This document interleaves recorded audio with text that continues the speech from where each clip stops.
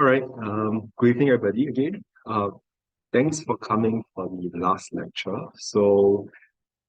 This is the sixth lecture, and I guess you must be happy that you have survived that course. So today, what we're going to do, we'll do three parts of the lecture. First, we'll do what we have to cover today, which is the topic on short-term financing.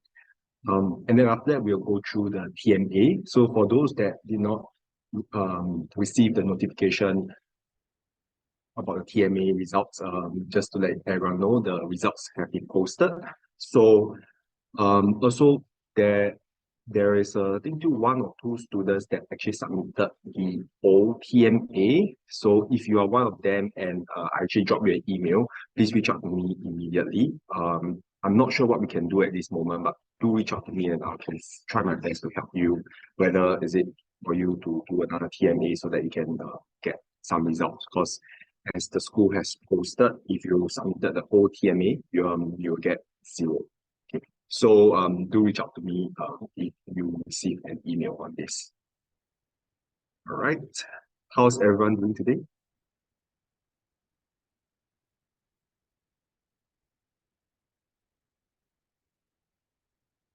Good. Okay, that's good. All right. Okay. GBA is tough. Yeah, I think you have till Thursday to submit the GBA. So try your best. Try your best for the GBA. And it might be also good practice for your finals. And I believe the GBA is on the decisions, right? Basically, the cash flows. So at the end, so there are three parts, right? I mentioned. We'll do the lecture, we'll do the TMA, and the last part is there are some questions on the cash flows, NPV, and IRR. So perhaps those questions, after we go through them, might help you in your GPA as well, right? So hopefully it will be helpful because those are tough, so-called, I would say, like exam type of questions, like long questions on NPV and IRR, right? And creating the cash flows, which is a topic that we covered last week. Okay. All right, then. Let's kickstart the lecture today. So what we're covering today, let's just go do a broad overview as what we've always done. So what we're going to cover today before we go into the details is the idea that we have two kind of capitals, right? We talk about capital being CapEx, capital expenditure, which is like purchasing PPE meaning machinery, you purchase a factory, you do some construction. So those are like capital expenditure, right? We call it CapEx. On the other side of the discussion, we have this thing called working capital. And it's not something that we have that is new, totally new. We have kind of talked about it in lecture 1. And so we're going full circle back to lecture 1. And the idea of working capital, again, in a simple layman terms, is basically capital or money that's required for daily operations of business. Right. And so we know the working capital formula is CA minus CL. Right. So that is working capital. And today's discussion is just focused on working capital. And the idea is how do we manage working capital in the most efficient way. Right. And then we go into a lot of details of assessing the working capital, what kind of policies that we have. But the whole idea is that we're going to tackle this idea of working capital. And the working capital in layman terms is just capital required for daily operations of business. All right. So working capital management, what's this? We have two kind of options that we can manage working capital. There's option 1, option 2. So what's the difference? So in option 1, what's happening here? In option 1, we pay our suppliers cash on delivery, right? So imagine you are a firm, right? You buy certain things from a supplier, right? When you buy the items from the supplier, let's say raw materials, you pay them cash on delivery. Now, you hold this, let's say raw material, which is part of inventory, you hold it, and then for your customer, you give them a credit period, meaning that your customer need not pay you immediately. They can pay you in this case, for the 9 days, right? So the idea is that Now you have to pay your supplier immediately, but your customer pay you later. I hope you can see that when this happens, there is a gap, right? There's a gap, timing gap where you have to pay your suppliers immediately, but your customer pay you later. And therefore, because of this gap, there's high working capital requirement, meaning that we need more working capital in the business in order to meet this difference in timing where you have to pay your suppliers in cash, but your customer pay you 49 days later. All right. So this is the, I guess, the not so good way, not so good working capital management. Why? Because we have lower cash flows. We have lower cash flows and more importantly, lower return on assets because we need to have high volume of assets in our warehouse and we need high working capital requirement, right? And of course, later when we talk about how do we manage this high working capital requirement, usually it's like going to the bank for loan and etc., which is expensive. Okay. Now, this is option one. Now, option two is where we get a good long credit terms from our supplier, meaning that when we buy the raw material, we don't pay our supplier immediately, we pay them in 30 days, or in this case, 60 days, right? At the same time, we try to ensure that we don't accumulate too much inventory. There's this idea called just-in-time inventory, meaning that once the raw material come in, we straight away make the product and then we deliver it and distribute it to our customer. So immediately, so we don't keep the inventory in our warehouse. Maybe we do keep a bit, but just a little. And the idea is that the customer will pay you in cash. Okay, and so an example of this would means that there's very high cash flow, relatively low working capital requirement because we are getting a lot of credit from our supplier, but our customer keep on paying us cash, right? And higher return on assets.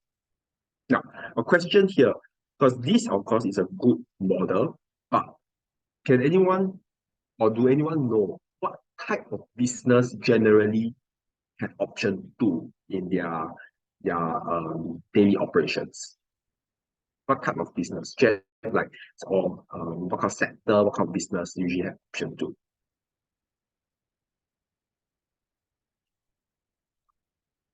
F&B, that's right, you're right. Any, you'd like to try another one? Yeah, F&B is correct because you like the food products from your, let's say you buy it from a warehouse, not warehouse, but like a wholesaler for food. Generally, it's on credit. However, your customer, there's, let's say they go to your restaurant, it's usually cash, or even like if they pay by credit card, it's kind of cash as well, right? Anyone like to give another try? That's correct.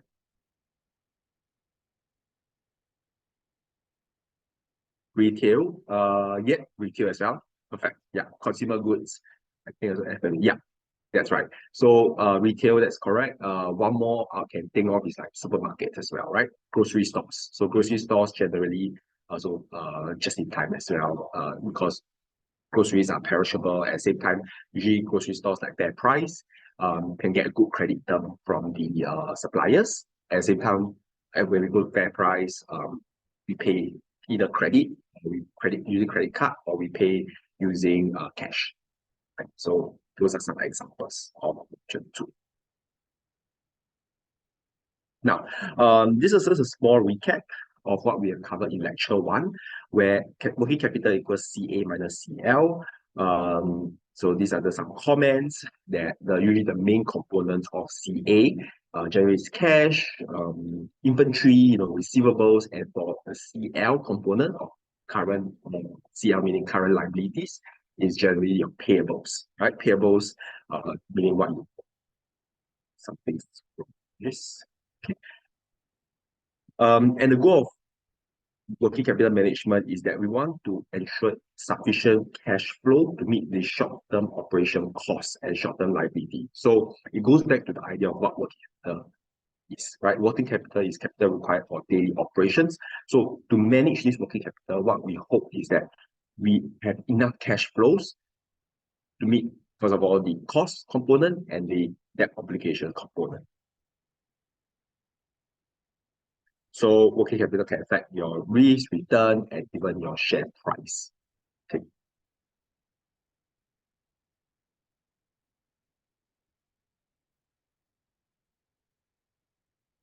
So again, we have two options here, as what we talked about just in the two slides ago. And the first part is that you pay our suppliers fast, you hold high inventory, and this is option one that we talk about, right? And then we have high working capital requirement.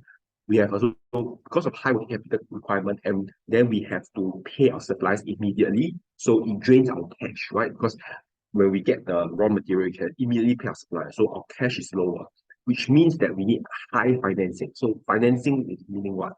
In simple terms, it means that you have to go to a bank to ask them for this thing called working capital limits, or maybe a working capital loan, where this kind of loan that you can use for your daily operations. Of course, when you draw on the loan, you have to pay interest on the loan, right? So high financing need, meaning you have to draw on this working capital loan, and most likely you will have a lot of interest payment, which means higher expenses.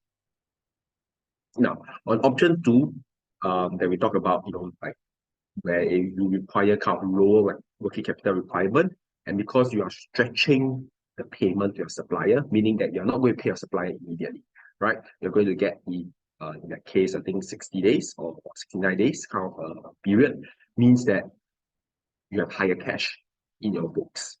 And therefore, you do not need to go to the bank to get some financing requirements. Okay. So the sources and users of sources of cash and user of cash. So because we talk about how capital affect cash, let's think about what are the sources and users of cash. So generally, the source of cash will come from things like if you take a loan, right? You take a loan, you have more cash, right? Because you take a loan from the bank, you get the cash from the bank. Of course, you increase your liabilities or long-term debts. You can be a issuance of shares. Let's say a company issue more shares, you issue the share, your shareholder give you the money to buy the share, right? So increase in equity, increase your cash. Increase in current liabilities, this one could be your payables. So increase in payables will increase your cash as well. So it's quite similar to long term. Long term is more related to loan, but current liability is related more to payables or short term loans. Last but not least, these two options generally okay, especially for fixed asset component, this one is generally not really a good source of cash. So decrease in current asset. So this one could be receivables, right? So your receivables decreased. So meaning your customer pay you money, right? If your customer pay you, your receivable decrease, means your current asset decrease, and therefore you get money, right? So you have more money in your bank. Now for decrease in current fixed asset, meaning that you're selling a fixed asset. And generally, in this case, you typically do not sell fixed asset unless it is a situation where maybe the project ended, you don't need the fixed asset anymore. Recall there's this thing we discussed about salvage value, etc. So yeah, maybe you sell your fixed asset away, have a salvage, and then you get some cash. Users of cash is just the reverse. I will not go through them. Basically, it relates to the reverse of whatever we discussed about sources of cash. May I pause for a short while? Any questions?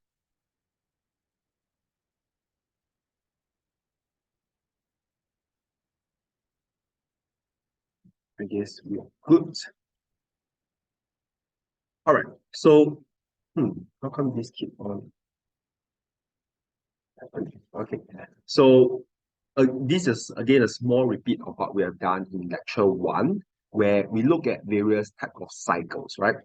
Payable, receivable, and inventories periods. So we'll just move on and we explain the various cycle, what this means. So now we're putting a name to what we have discussed in lecture one. So recall in lecture one, we calculated this thing called inventory period, and accounts receivable period.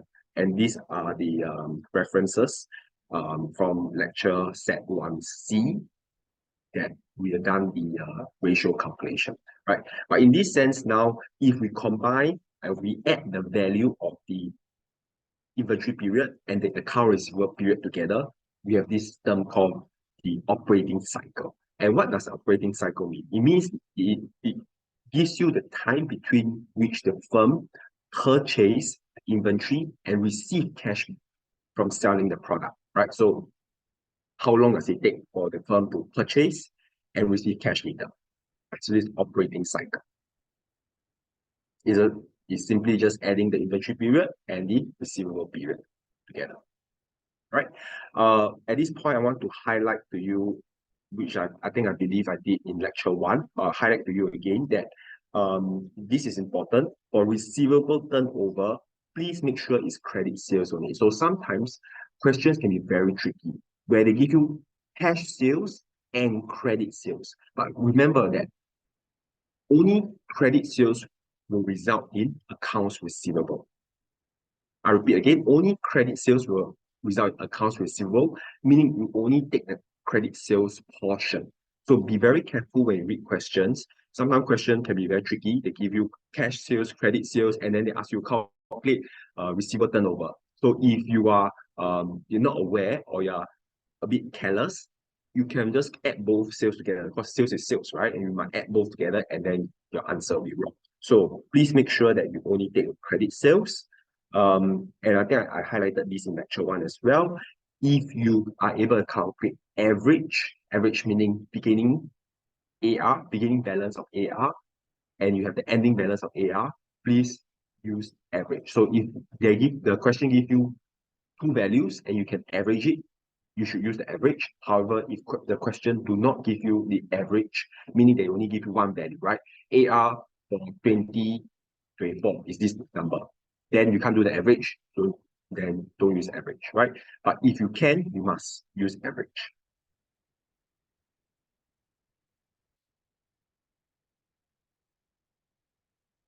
Right. One last part I want to highlight here is sometimes questions can tell you that the number of days in a year is 360, right? So you might see some formulas using 360 divided by receivable turnover. Sometimes it might be 365 divided by receivable turnover. So the reason why there might be 360 is because in finance, sometimes it's easier to divide 360 by 12, right? So you have equal number of days per month. So you might see either or. Just be careful. Okay. And usually both will be correct unless the question specifies, say, okay, please assume 360 days in a year, then please use 360, don't use 365. Right? So this is just a small recap on how the calculation is done. I'll just go through this example, but we have a couple of examples later, which I will just continue on. You can read through because this is more like a recap where, if you want to calculate the inventory turnover, what we do is just take COGS divided by average inventory, as mentioned earlier. However, in this case, let's see, they tell you average inventory is 1,000, so fine. We can calculate average inventory here. And then we can calculate inventory period by taking 365 divided by inventory turnover.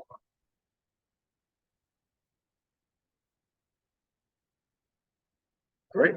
And we do the same for receivable turnover. We take credit sales only, we'll start here, divided by average accounts receivable, and get this value. And then we take 365 divided by receivable turnover, we get the number of days of the inventory period. And now the new part in this lecture is this thing called operating cycle, which means we just add the inventory period plus the account receivable period together. Right? And what's important is this red part here. What does it mean? So, most of the time questions also at the end of the calculation, they ask you explain what does 48.7 days mean. So you need to explain it like this. It took 48.7 days to receive the inventory, sell it, and collect on the receivables generated from the sales of the inventory.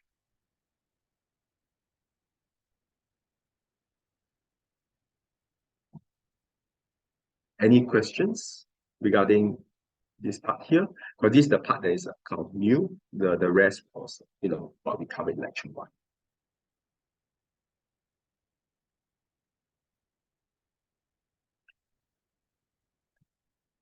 Okay, of course, I understand that not everyone might have taken the basic accounting module. So, what I want to highlight here as well is the idea of what inventory is, right? Because if we go back, there's this thing called average inventory here. So in accounting, we'll probably have already learned that inventory includes things like raw materials, finished goods, or even things like if there's been some delivery costs related to delivering your raw materials, the delivery cost is part of your raw material cost, right? So occasionally, if you look at past year paper or even your own questions from your question bank, other schools, you notice that sometimes they want to be a bit more tricky, where they give you things like raw material, finished goods, and even delivery costs, right? And so all of these 3 components are considered inventory. Not only the raw material or not only the finished goods, but even delivery costs as well.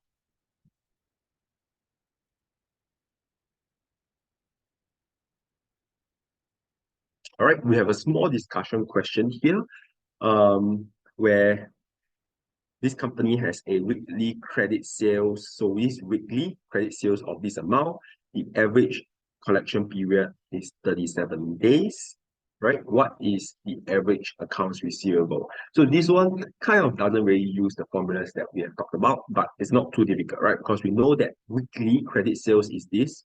So if the weekly is just a proportion thing, right? So if weekly credit sales is this, we know that the daily is just you take 34500 divided by 7, we get a daily sales. And given the average collection period is 37 days, meaning that the receivables will be outstanding for 37 days, we just multiply by 37 to get the average accounts receivable.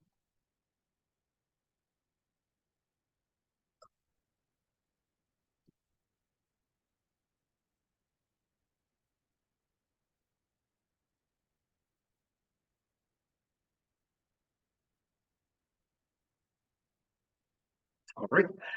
So the next so-called new part that we're going to discuss is this thing called cash cycle. And the idea of cash cycle is this. By taking into account the account payable period, what we can do is we can determine, we take the operating cycle minus the account payable period. So what does this ratio means now? It means that it is the time between the payment of the inventory and the receipt from the sales of inventory. And so it basically measures how long we need to finance the inventory and receivables. And the cash cycle is usually something that if you eventually go out to work, and or if you're already working, you know that cash cycle is one of the main ratios that we use to determine whether a manufacturing company is doing well, right? So if the cash cycle is too long and it exceeds the average collection period for the type of industry, for example, is the manufacturing of cars, right? If it exceeds the average collection period for manufacturing of cars, we know that the company might actually go into certain cash flow issues unless they have enough financing, working capital financing.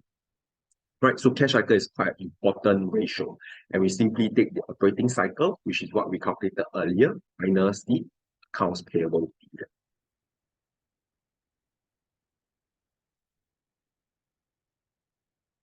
All right, so we have one more question on operating a cash cycle, and in this case, we are given the beginning and ending, and usually they do not give you the average, right? Meaning that they want you to calculate the average yourself. But in this question, they are very friendly, they give you average as well, so you can just use the average.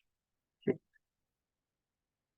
So I'll not go through how we calculate this. This is just a repeat. and this one as well, I'll not go through. What I'll focus on is the cash cycle. So account payable period, I'll not go through again. This is what we have done in lecture one. However, after calculating the operating cycle and the account payable period, we can now calculate the cash cycle here, right? So we take the operating cycle, which is given by this, minus the accounts payable period of 39, right? And this is what we got, cash cycle. And what's important is how do you interpret the cash cycle of 1 to 9 days?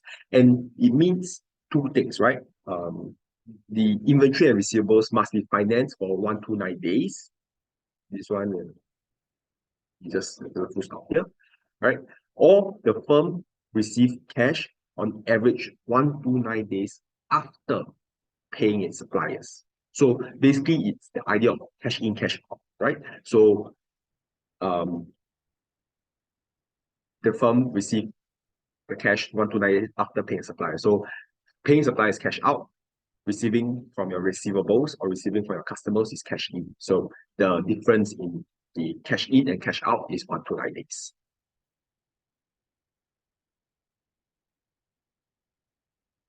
Um, any questions for cash cycle?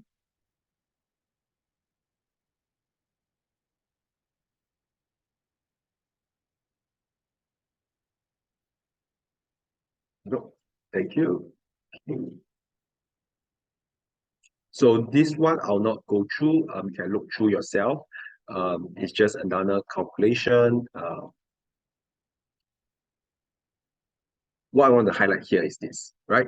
So occasionally, um, you might see certain questions about asking about negative cash cycle, and usually these are more um, like part C or part D of the question. They ask you elaborate, right? So what is a negative cash cycle? So um, the idea is that if you understand what's a cash cycle, a negative cash cycle simply means that the operating cycle it is smaller, right? Operating cycle is small, but the payable period is large. And this happens when we collect the money from our customer very quickly, right? So when the sales and cash collection is faster than how long we pay or how fast we pay our supplier. And in this case, I'd like to ask the question, is a negative cash cycle a good thing or bad thing and why? Okay, good. I see it. Most of you all say, okay, good. And why? Why is that the case?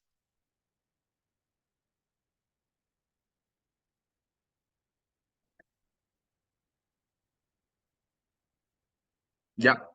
So you collect faster and you pay slower, so more cash flows. That's good. So the idea is that more cash flows. So you're right. Faster. Yeah, correct. So that is a good thing. Yeah. So a negative cash flow is good. So in a sense, right, what's happening here? If you think about it a little more, right, is that you're actually getting a free, so-called inverted commas, free loan from your supplier. So think about it this way, right? If you get the cash very quickly from your customer, but you don't pay your supplier yet, right? Let's say you have a 60-day, then you have to pay a supplier. What can you do with the money when you collect from a customer? You can invest it, you can do things with it, right? And these 60 days, and 60 days later, then you pay your supplier. And so what is happening? You are actually getting a free loan of 60 days from your supplier.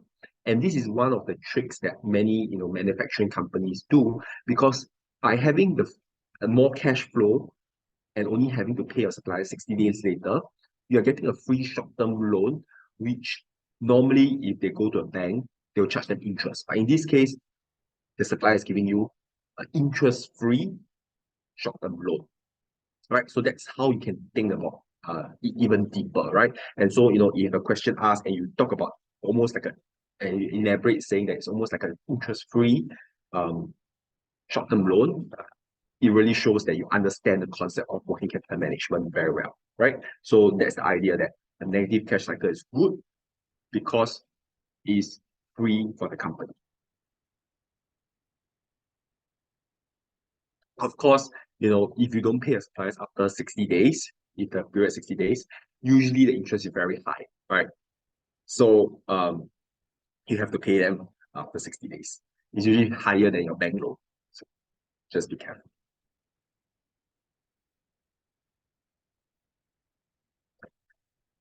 All right, so short term, so that's so much for working capital. Now let's just shift slightly to the idea of short-term financing policy. And when we talk about financial policy or financing policy, what we are referring to is, short-term loans. And there are various terms for it. It can be called a trade credit, uh, bank line of credit, short-term investment portfolio. So basically, they all mean the same thing, right? They mean short-term kind of borrowings that you can get from the bank.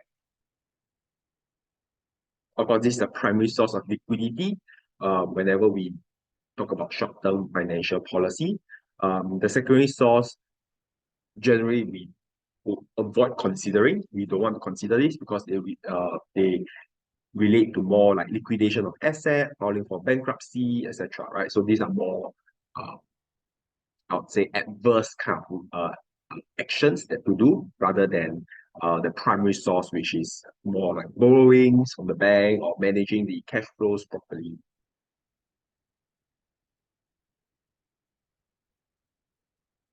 So there are two extreme ends of the policies as well. We have a flexible policy and a restrictive policy. So those are two extreme ends.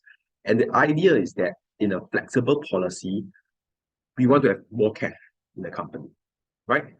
More cash meaning that in case there's any requirements, a sudden increase in requirements for short-term investment or short-term liquidity requirements, we have the cash that's available, right? So a flexible policy includes more cash, maybe more inventory in case there's a sudden surge. And at the same time, because we have more cash and more inventory, we are able to give our customers more more lenient kind of credit, meaning that customers will only need to pay you, let's say, instead of 30 days, your customers can pay you 60 days, right? Because you have more cash, you're more flexible. So high liquidity is required here. On the extreme end, if it's restrictive, we maintain low amount of cash, low amount of inventory, and because of that, we cannot give our customers such a long 60-day period, let's just say. Maybe we only give our customer 10 days period to pay, or even no days, you must pay in cash, right? So this is a restrictive policy, but in a restrictive policy, you have lower liquidity requirements.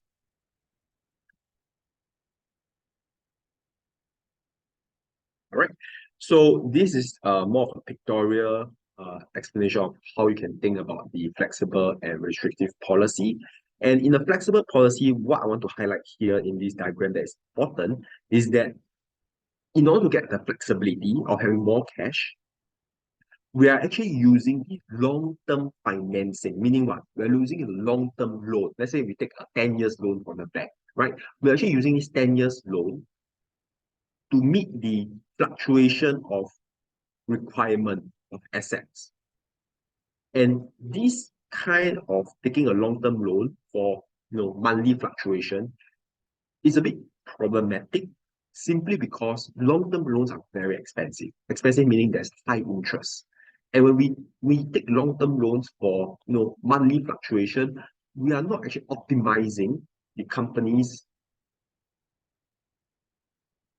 working capital requirements or short-term financing requirements, right? Because we're going to pay so much for the long-term loans in terms of interest, but we do not need the long-term loan all the time, right? We only need it, let's say, for the peak, let's say GSS, right? Great Singapore Sales, even though nowadays it's not so popular anymore. But let's just say, in June is the high buying period, and June and December, a lot of people spend money, right, for like Christmas, and then June, and let's say Great Singapore Sales, right? So during those two periods, we need the financing, but the rest of the time, the money is just sitting there, and we know that cash has very low returns as well, right? So in this case, the flexible policy is a bit problematic because we're using long-term financing for monthly fluctuations of requirement. Now, on the reverse side, on the other extreme end, if we have a restrictive policy, our long-term financing is only here, right, until the minimum uh, that we require. Anything else, we use short-term financing, right? So whenever there's like monthly fluctuations, these are all using short-term financing. And because we're using short-term financing, they're cheaper compared to long-term financing, right? So we can kind of immediately see that in a restrictive policy, it's actually quite beneficial. Beneficial in the sense that it's quite good for the company because we reduce the interest or the expenses required.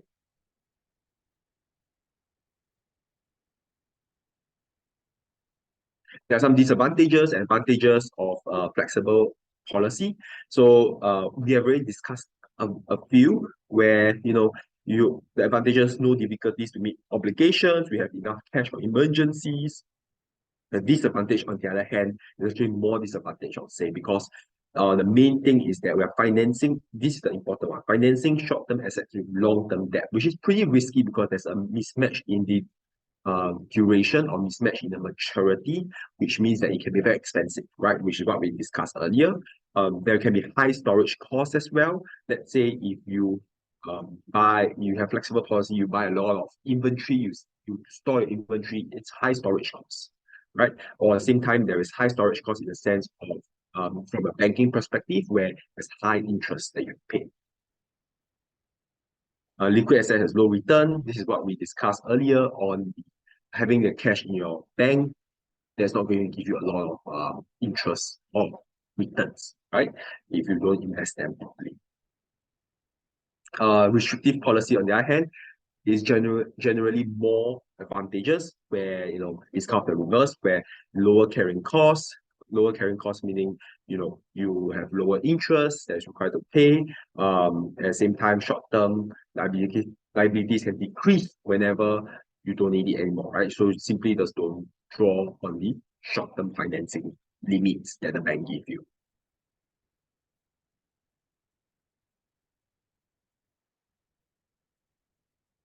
Yeah.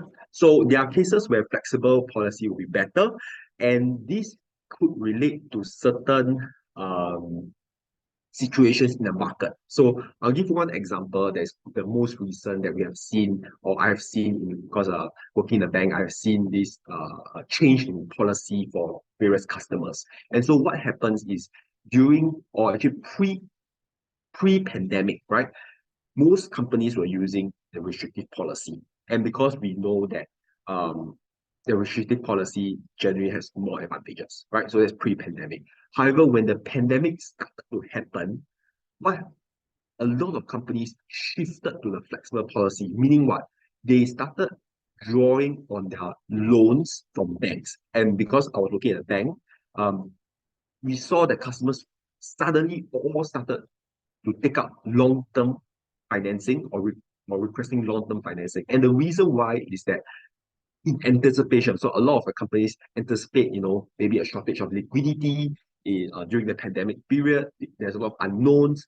We don't know what will happen, right? And so this was way back in 2021, where suddenly a lot of companies just started using a more flexible policy, and they have a lot of cash. They just want to store the cash in the company in anticipation that there might be a liquidity crisis, right? So there could be some, environmental or market situations that would force the company to change. And in this case, companies that draw down on their um, limits, the banking limits, to shift to a flexible policy actually benefited quite a lot, right? Because they had cash during the 2 years of the pandemic. A lot of cash that is stored up during the 2 years of pandemic because they know that as the pandemic happened, or now on hindsight, when you look at the financials and stuff, as the pandemic happened, a lot of the companies started to perform poorly. And when they perform poorly, banks are not going to give them so much uh, uh, uh, loans, or they're not going to give them so much limits, right? Quite limits on loans. And so companies that are smart, that they draw down on the loans, they take a lot of loans at the start of the pandemic, manage to hold the money for long term, until the end of the pandemic, right? So they benefited in that sense because over time, a lot of the companies profile kind of tolerated, and banks were like, oh no, we don't want to lend you anymore, right? So there are cases where a flexible policy could be better.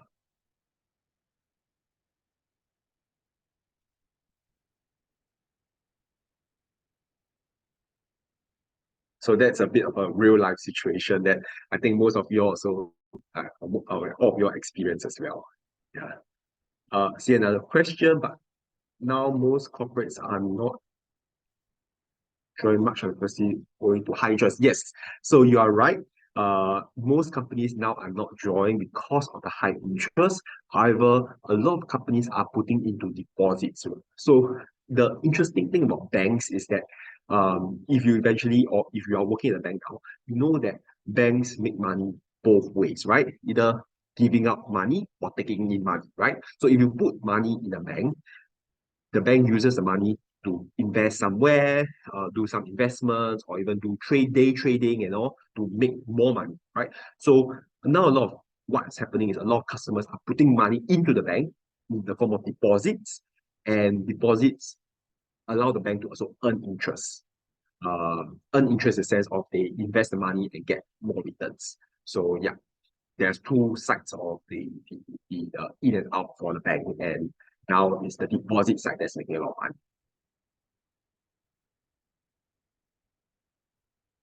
Yeah. So I see another question that is that is it true that the overall market uncertainty would mean would be better to have a flexible policy? You are right. If the market is uncertain, it's better to have more flexibility.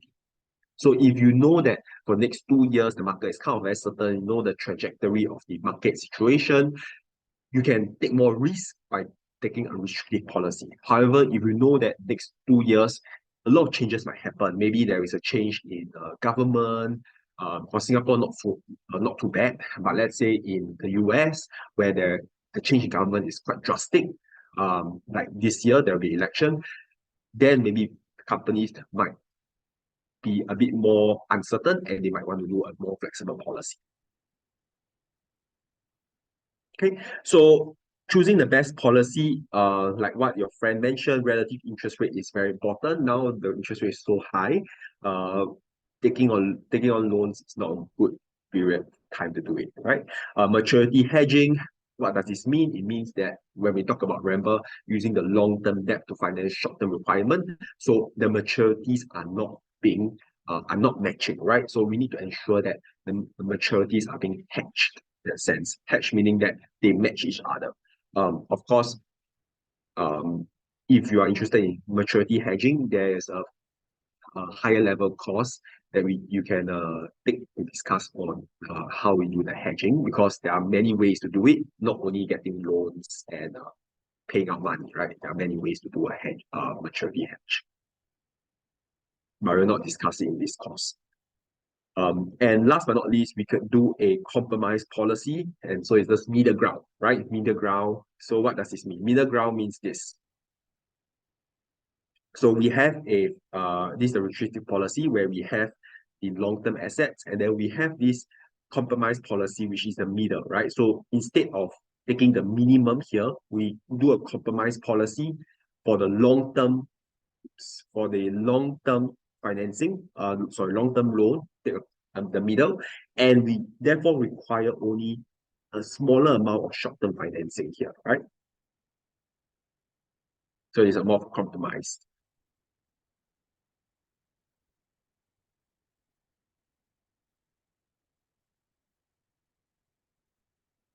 So there are various, these are just some terms. There are various types of short-term borrowings. And they're all like very like more technical banking terms. They all means the same thing, right?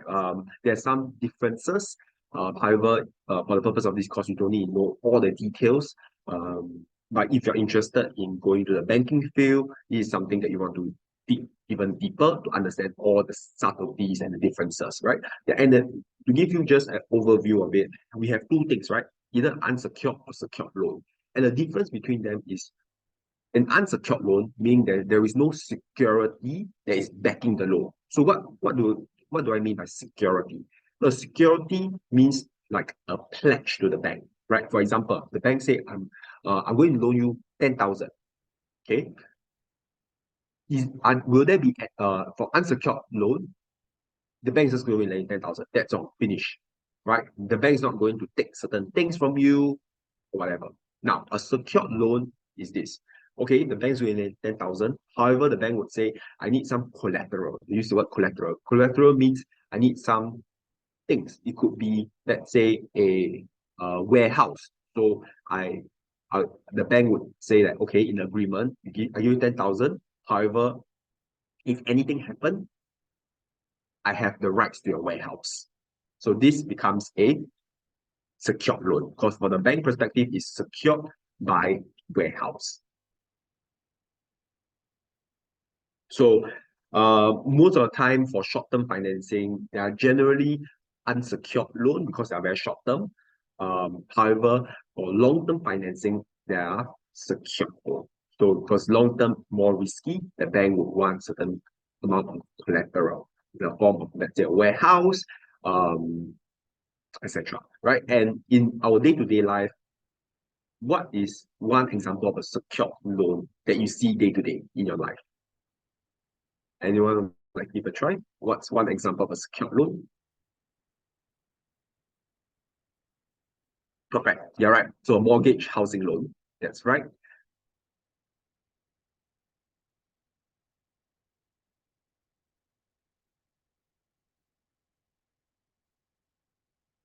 Okay. I see there's a housing loan is a perfect as a secured loan. So I see a question on letter of credit is considered unsecured. Now, so this goes I believe for yourself, probably you're working in the banking industry, you know what a letter of credit is. However, I'll try to explain, but it's out of this course. So in case for those that have not really too much experience on what letter of credit is, it's fine. But what your friend mentioned is true. A letter of credit usually has a guarantee from the issuing bank. Meaning what? A letter of credit is usually to guarantee certain things, and most of the time is shipment of products, right? So a letter of credit is considered a secure type of secured type of product. It's not really a loan. It's like a more of a product used for trade financing. So if you're interested in trade financing, the idea is that you want to buy a product from, let's say, China. You're in Singapore, right? Then you need some guarantee that the product will eventually come to you, or that the supplier might need some guarantee that you will pay them. And so we have an intermediary like a bank that gives this thing called letter of credit. And generally, they are being guaranteed by either another bank that will guarantee this letter of credit, so that between the two banks, they interact each other as intermediaries between the customer and the supplier, right? And so yes, they are generally considered unsecured. Sorry, they are considered secure. However, a letter of credit has other types of variations as well, and they are usually encompassed under a working capital facility in a bank.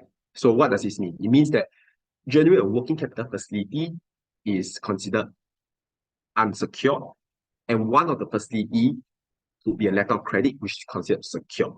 However, from a bank's perspective, they take it as an unsecured type of product that they're selling to the customer. Right? So the long and short is this. The bank consider working capital financing as unsecured. However, there might be sub products in this umbrella of working capital financing, and one of them is the line of letter of credit, and letter of credit is considered secure.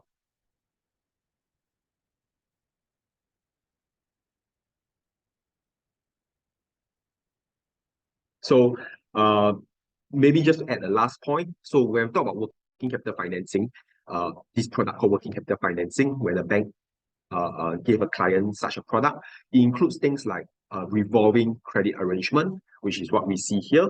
And revolving credit arrangement is simply revolving loan, meaning what, this loan you can keep on drawing the loan, return the money, and can draw again later in the future, right? And so this kind of revolving short-term loan is unsecured. Now, and then you have the letter of credit, or we call there's various type of letter of credit as well. It can go into quite a lot of detail.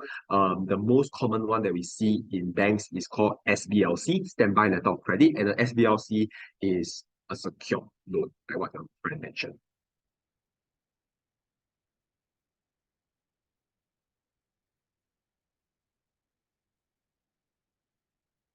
Okay.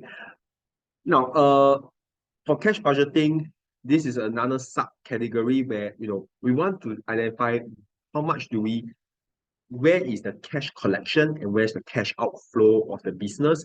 And by considering both the cash collection and cash outflow, we are able to determine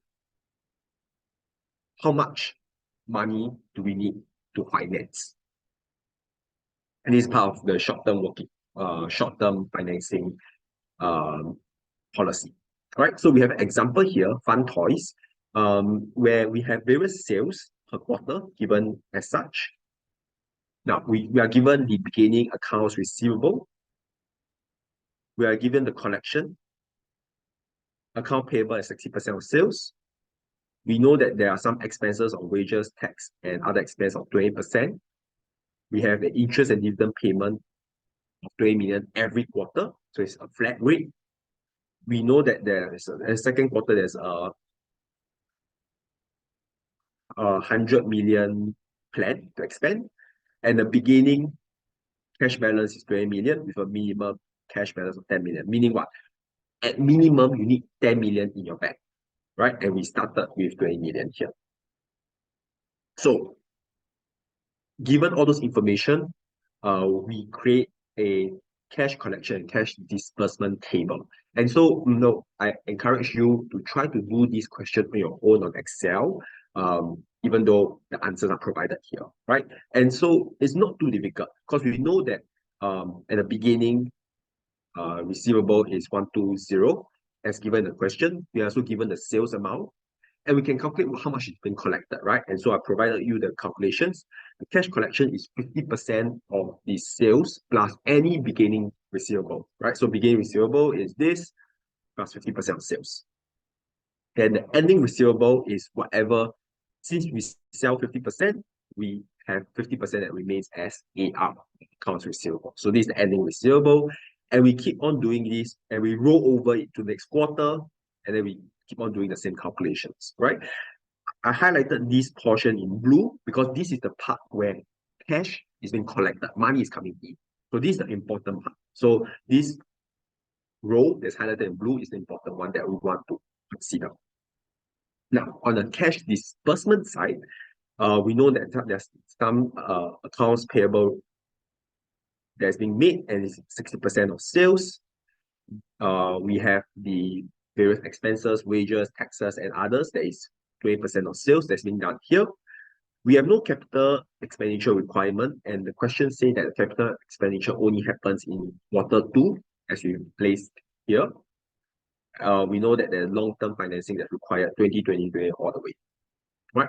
And so we sum them all up together to get the cash disbursement. Right? So this is again, this row is highlighted in blue because this is the money going out. Now, taking the two blue rows, we are going to combine them into just this portion here. What is the net cash, right? So total collection, total disbursement, and we see that there are some negative value here. Okay. Now let's create the cash balance table here, which we have done, which we are going to do here, where we know at the question mentioned the beginning is $20 or 20 million. We have 20 million here. The net cash flow that we have calculated is this 40. Now, the ending, you just add them up together, 60. Right? And we know that we need a minimum of 10 million all the time. So we put 10 million all the way to this. And so, what is the kind of surplus or deficit? In this case, in the first quarter, we have 50 that is available, which is fine. Then we have some surplus. Now, if we keep on continuing to do this, we bring over the ending balance of cash, and then for second quarter, we actually require a lot of cash. We run into a deficit situation already, right? Oh, oops. It's happening.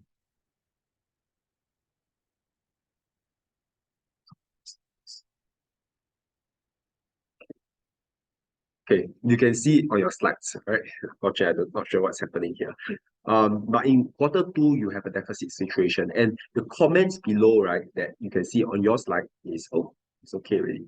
And the comments is that from Q3 onwards, we know that we require some working capital financing, which this is, and they give you the amount that's required, which is around 50 million that's required from Q3 onwards.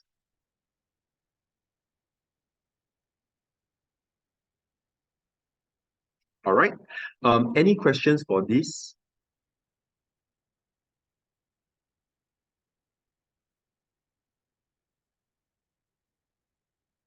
Okay, if there are none, this is the first part of today's lecture. There are some self-review questions.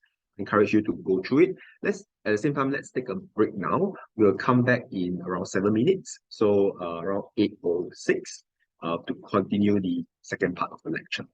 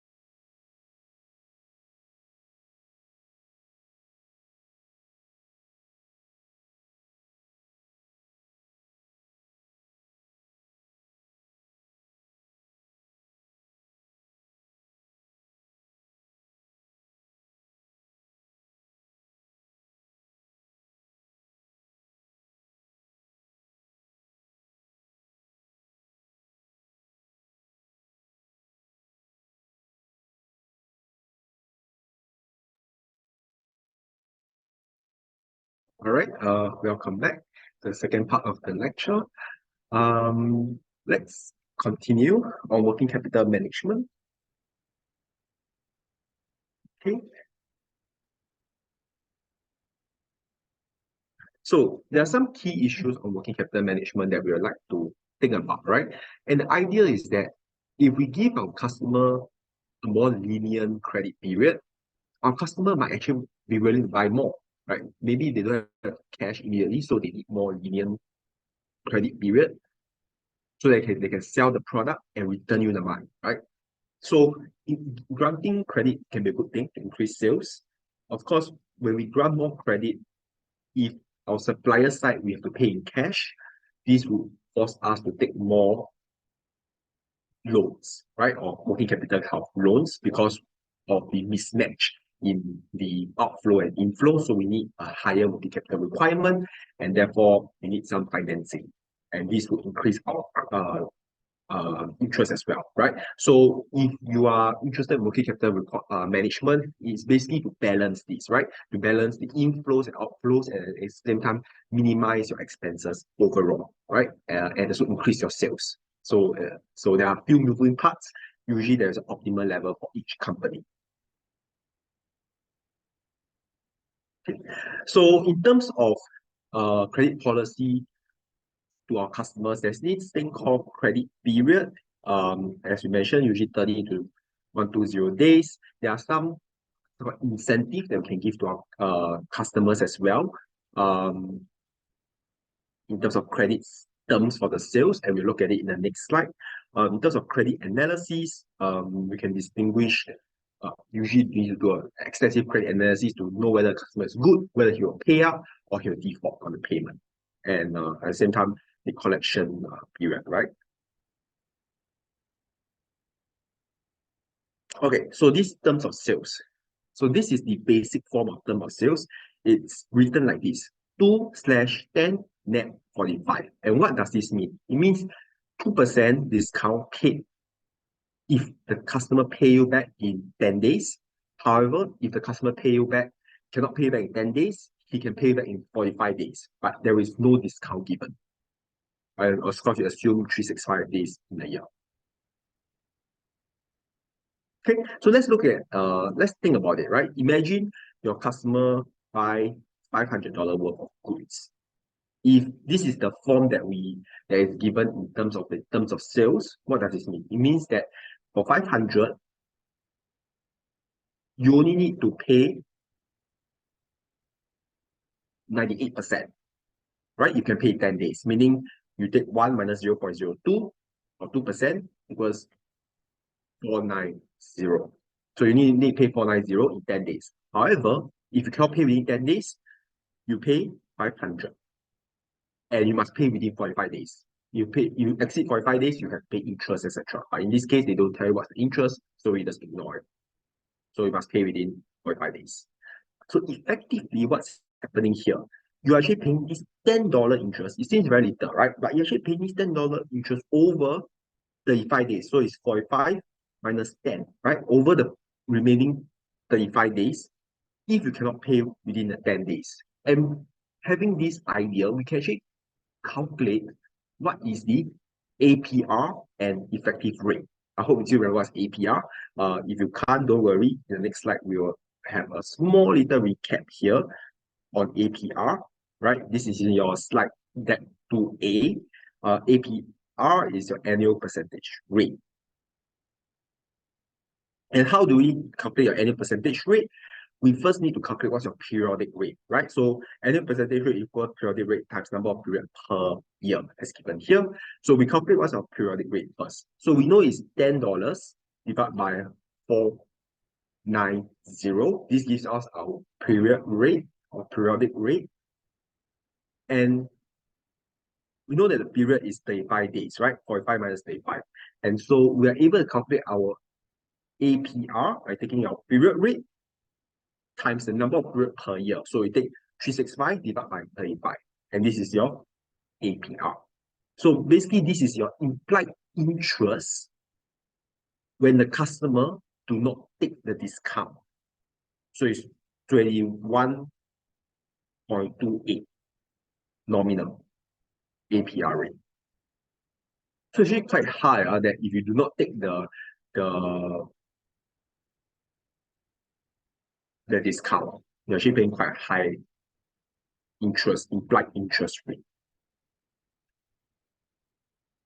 Now, having calculated APR or nominal, we can actually determine the effective annual rate, right? Because APR, we've talked about it in lecture 2, that there might be multiple compoundings during the year, right? But what we are interested in is perhaps the effective rate for the entire year.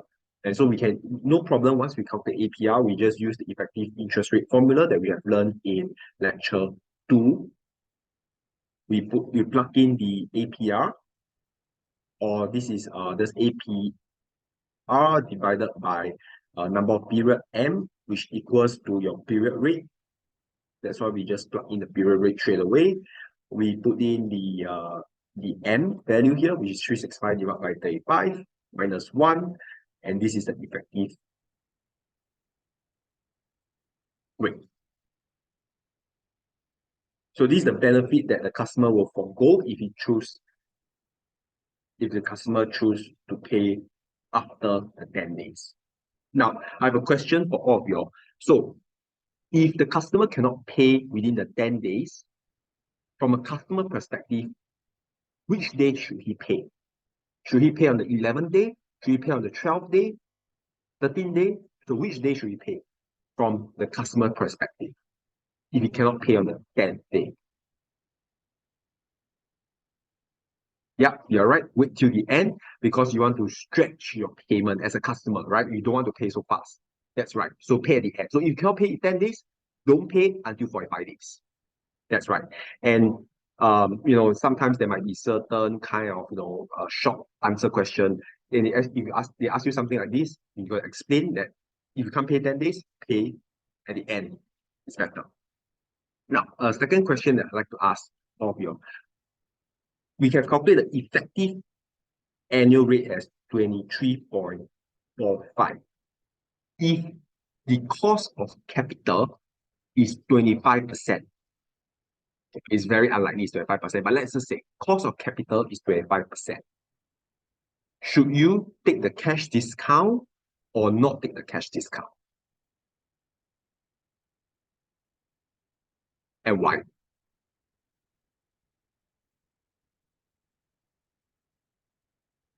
So I repeat again, the question is, if the cost of capital is 25%, should you take the cash discount or not take the cash discount?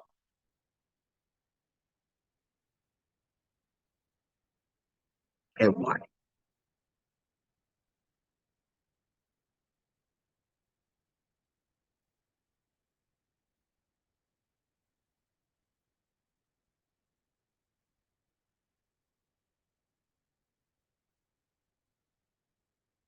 Anyone like give a try?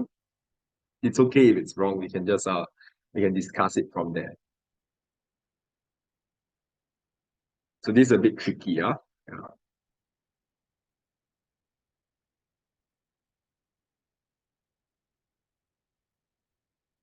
Okay, so repeat the question. Given that you have calculated the effective annual rate as 23.45%, if you know that your cost of capital is 25%, should you take the cash discount given in this question here? The cash discount. And why? Why should you take or why should you not?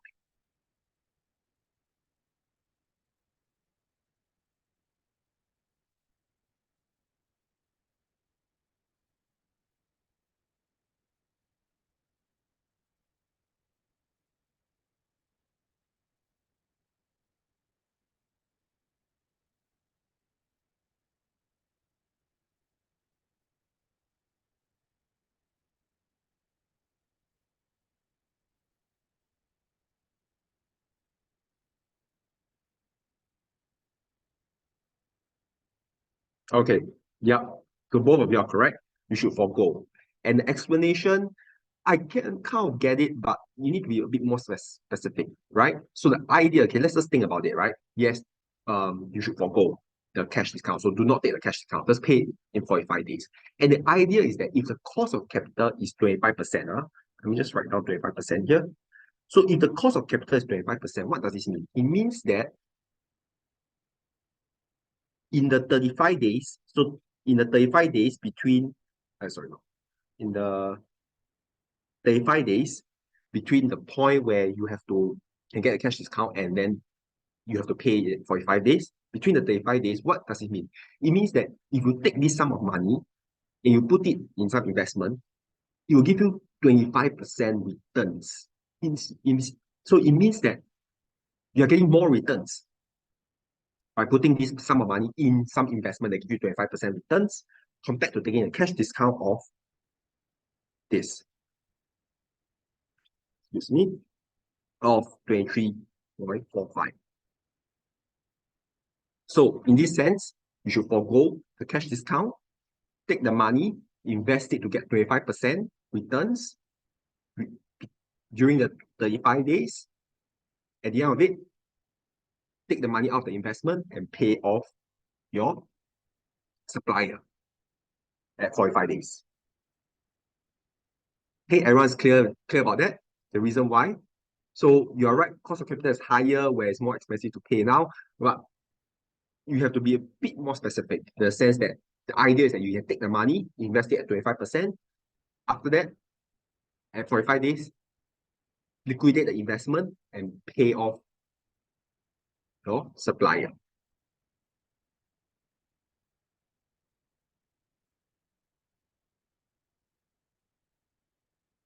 Oops, there's some us working here. So this is another practice question. Let's look at it. In order to speed up collection, you have offered a customer a 1/50 net 60. Right? So what is the implied interest rate for your firm? And they say the cost of capital is 9% now. Okay, so they told you the answer. Not told you, but there is a comment here. Cost of capital is 9%, should you take the trade discount? So let's just do the calculations. In this case, you notice that they did not say how much the customer is going to buy from you, right? And so we need to do algebra by saying let the amount that the customer buy from you be X. So we know that the credit term is 1% in 15 days, right? So we know 1% of X is 0.01x, and the bottom of it, so I'll just scroll back to the way the formula has been calculated, and the denominator to calculate the period rate is 1 or x minus the discount that you get, right? So I would say these kind of questions, if it's being tested, is very mechanical. Mechanical meaning what? The steps are all the same. You just do this step, that step. Just do step 1, step 2, step 3, step 4, and you get an answer. Right? So let's follow this mechanical way of doing things. So we just take x minus 0.01x. Right? So this will give us our period rate. And we know that x and x cancel off, and so it gets 0. Let me just do a calculation. It gives us 0.0101. Okay, so these are period rate. So once we get period rate, it's quite easy. We can calculate what is your APR. So APR equals to, so let's just look back at the formula. How do we calculate APR? We simply take the period rate multiplied by the number of periods per year. So let's just follow this, this formula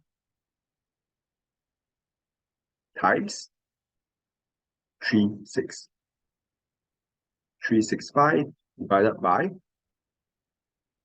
60 minus 15, right? And this should give us this answer here.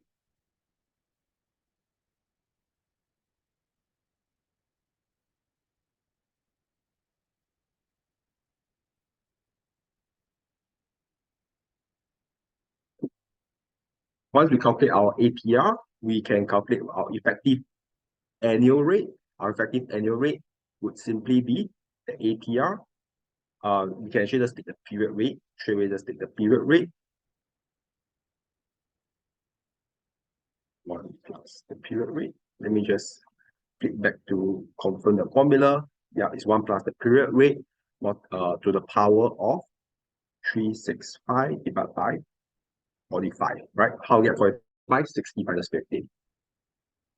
And this should give us our effective annual rate.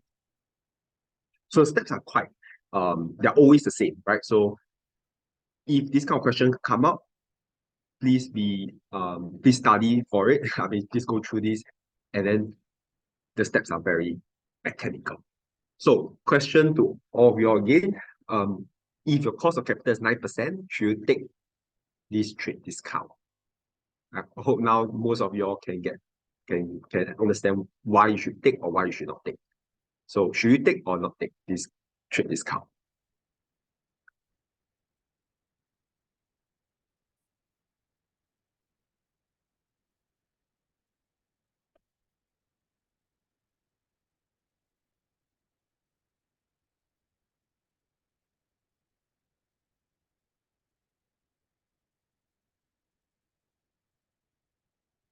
Okay, we have one tick.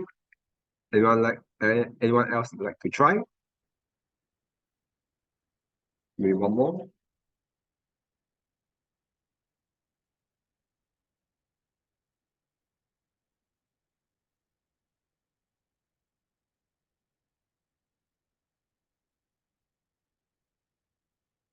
Okay. Okay. So the correct answer is you should not take. So why? I think your explanation is correct. Since cost of capital is 9%, it's higher than trade discount. So let's think about it again. Let me try explain it again, okay? So that everyone's clear. So your cost of capital is 9%, meaning what? If you go to take your money, you put it in an investment in the market, it's going to give you 9%. Now, your trade discount is going to give you around 8% plus, right? If you calculated your APR and EAR. Meaning what? If you take the money, you take the money, you go out the market, get 9%. However, you take the trade discount, you only get 8%. So, isn't it better to go to take the money and put it in the market and give you 9% rather than take the trade discount, right? So, you should not take the trade discount. Okay, you should take the money, invest in the market, and give you 9%. Since the trade discount is only 8%, which is less than the cost of capital. Right? Everyone clear? Any questions on this? This is an important understanding that you should know how you compare cost of capital and the trade discount. Any questions?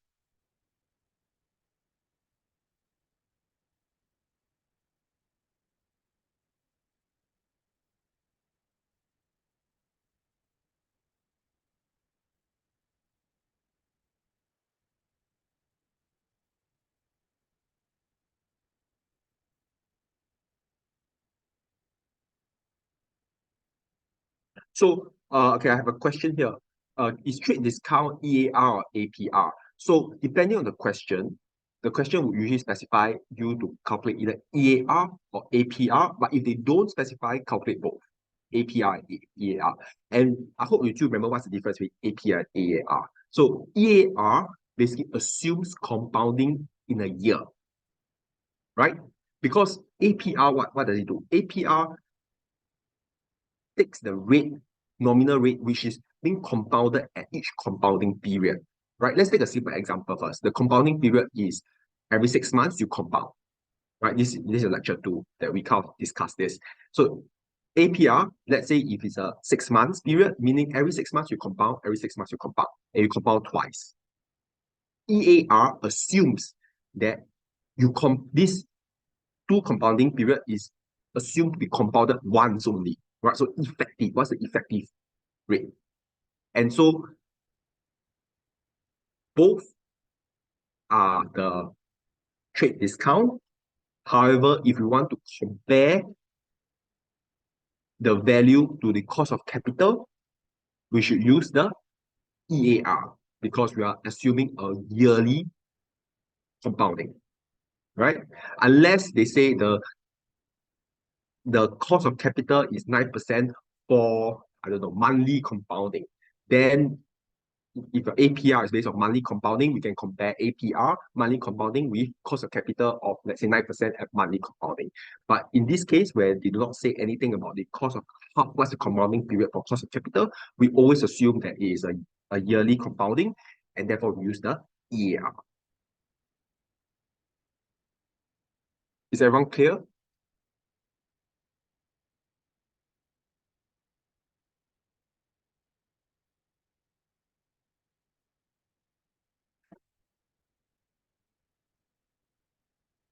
Okay. All right, so let's look at some graphs now in terms of optimal credit. So this is for credit policy. And the idea of it is that we have two things here. We have a carrying cost. The carrying cost relates to, there's some definition here. The carrying cost basically relates to the interest amount, right? How much money you have to pay to take in a credit. Of course, if you take more credit, you pay more. That's why it's a sloping upwards. Now, opportunity cost is the opportunity cost relating to the sales and a refusal of credit. So I think something's happening now again. And the cost goes down as you grant more credit. Meaning what? When you grant your customer more credit, it's more likely that they would buy from you, right? So the opportunity cost drops. And there is an optimal level of credit that you draw, where the carrying cost cuts or is equal to the opportunity cost here. And this is the optimal level of credit that you should have. Okay, so that's all for this graph here, because later we have one more graph on inventory where we need to do calculations, and that is more important, right? So in terms of this, I'm not going to go through credit analysis. We have done a very deep dive in lecture 1, so I'll skip this. What's credit analysis? I'll skip this as well. We did a deep dive in lecture 1. Now, collection policies. So if you are doing working capital management for a company, if you eventually would like to go to that field, you need to, kind of do and watch out for, various things like the collection period, how long is it taking for your firm to collect money from the customers. You need to monitor any overdue kind of schedule, how much is overdue, what's the percentage overdue, and by how long, right? Is it overdue by 2 days? Is it overdue by 10 days, right? Because 10 days is worse. There are some collection period policies where you can take legal action, you can do make a phone call, get a collection agency to help you, etc. All right. So now I mentioned we are going to do inventory management, which is more important for the graph. So the idea of inventory management is that, okay, we have talked about credit, having an optimal level of credit, right? There is also optimal level of inventory that you keep in your company. Okay, so the issue here is that if you have too much inventory, your carrying cost of inventory will be too high. Meaning what? You have to put a lot of money to rent a warehouse. You need to put the money there to I don't know, to have people make sure to ship the inventory, manpower to, let's say, bring the inventory down from the warehouse to deliver to customer. So you have a lot of kind of costs related to carrying too much inventory. However, there's also cost of not carrying enough inventory. For example, if suddenly there's a high demand for, let's say during COVID, for toilet paper, and you see all the shelves in supermarket, all the toilet paper on the shelves are all sold out. Mean the supermarket is not able to maximize its profit, right? Imagine if it had more toilet paper, they can actually sell more, right? So there's a total cost of not carrying enough inventory. So there's two sides of the coin. We need a balance between carrying enough so that we can meet the requirements, and also not carrying too much so that we have excessive amount of costs relating to inventory. So we need to find an optimal trade-off between carrying too much and carrying not enough.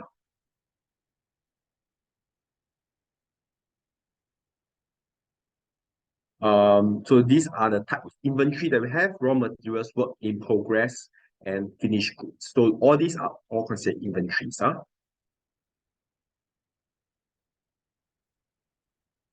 So inventory costs, carrying costs. So these are some uh, uh, comments. What they mean: shortage cost means the restocking cost and loss of sales. So restocking cost means that, because you need to restock the products.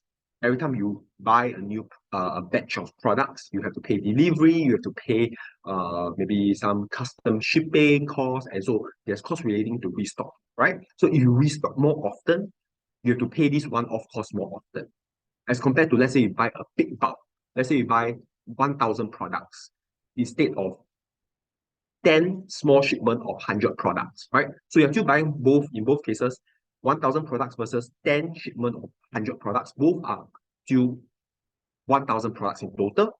However, if you do it at one shipment compared to 10 shipment, the restocking cost is different, right? Of course, 10 shipment would cost more in terms of restocking costs. One shipment costs less, right? I think most of your having or since you are most likely buying online products, you know about such things, right? You try to aggregate certain things, like for example, you want to hit the minimum shipment to get the free shipping. So ask your friends to, like, let's say, let's buy things together. So it's the same idea, right? About inventory and restocking costs. Carrying costs, there are some concerns as well in terms of obsolescence, deterioration, also theft, storage costs, maybe some insurance. Maybe insurance, if you have a big warehouse, your insurance costs will be more. So all these will affect your carrying costs. Now, this is the graph that is important that I want to highlight and discuss in detail here.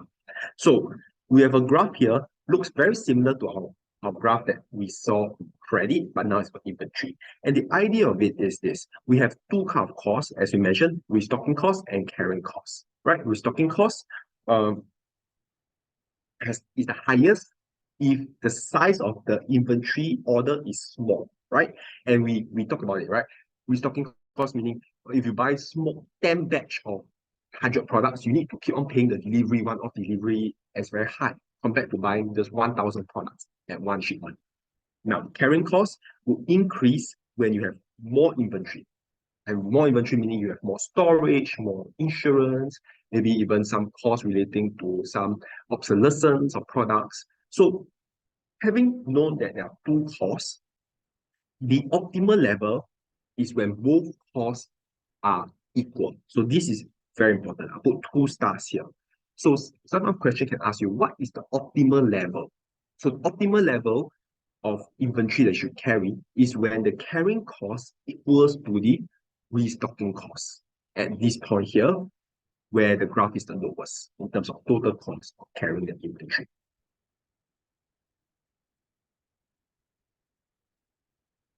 So this is important. I'll put one more star. And let's calculate this optimal level here. So we have a few formulas to understand. First, we have this thing called the economic order quantity, and this provides us the optimal quantity size. And how do we calculate this? It's given by this formula here. Okay, so the optimal order quantity, or EOQ, equals to the square root of 2 times T. So what's T? T is the total unit sales per year. This is important, it's per year basis. So sometimes question can give you monthly, you have to convert into years by time, multiplying by 12. So make sure your units are correct. It's very important. If they say the fixed cost and they give you a fixed cost per order, so this per order is important as well. And last but not least, the CC. CC is the carrying cost per unit. So please make sure all the units are being respected when you use this formula. If not, your answers will be wrong. Okay? All the units are important to be respected. Now, if you have this value, we can calculate the EOQ here. And we have a comprehensive example in the next slide. Now, this is one formula to know. The second formula is relating to the inventory cost. And in the graph, we have two kind of costs, which is the carrying cost and the restocking cost. And the carrying cost is given by this formula, restocking cost is given by this formula. And what's Q? Q is the quantity purchase, right? So the quantity purchase multiplied by the CC, which is the carrying cost, give you the total carrying cost here. The restocking cost is just the units sold divided by quantity purchase multiplied by the fixed cost per order, right? So remember, restocking cost is like the delivery cost, which is kind of fixed, right? If you have 10 delivery, you have to pay the delivery cost 10 times, right? So these are the restocking costs, which is kind of fixed to the number of orders that you make.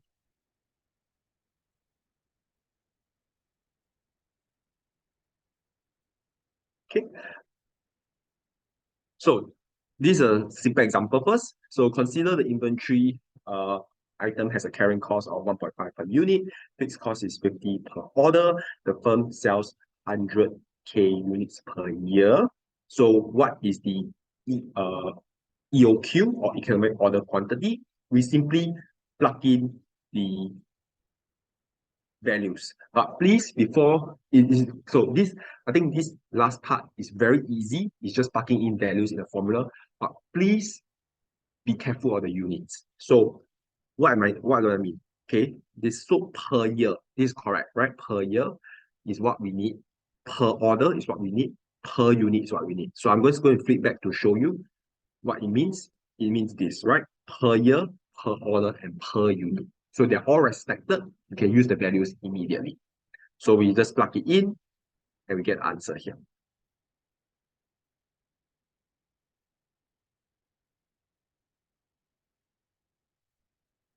All right.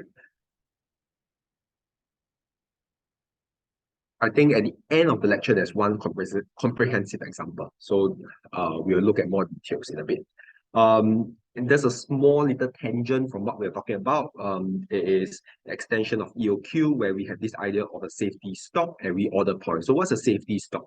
So sometimes questions they like to have some. Most of the time, if you already know, if you are in SUSS for a while, you notice that after calculation, they like to have some sort of theory questions, right? And so sometimes the extension could be, they want you to explain how do we better manage inventory. And so the idea is that we need to consider two things, right? If if if ever a question asks, how do you better manage inventory based on EOQ?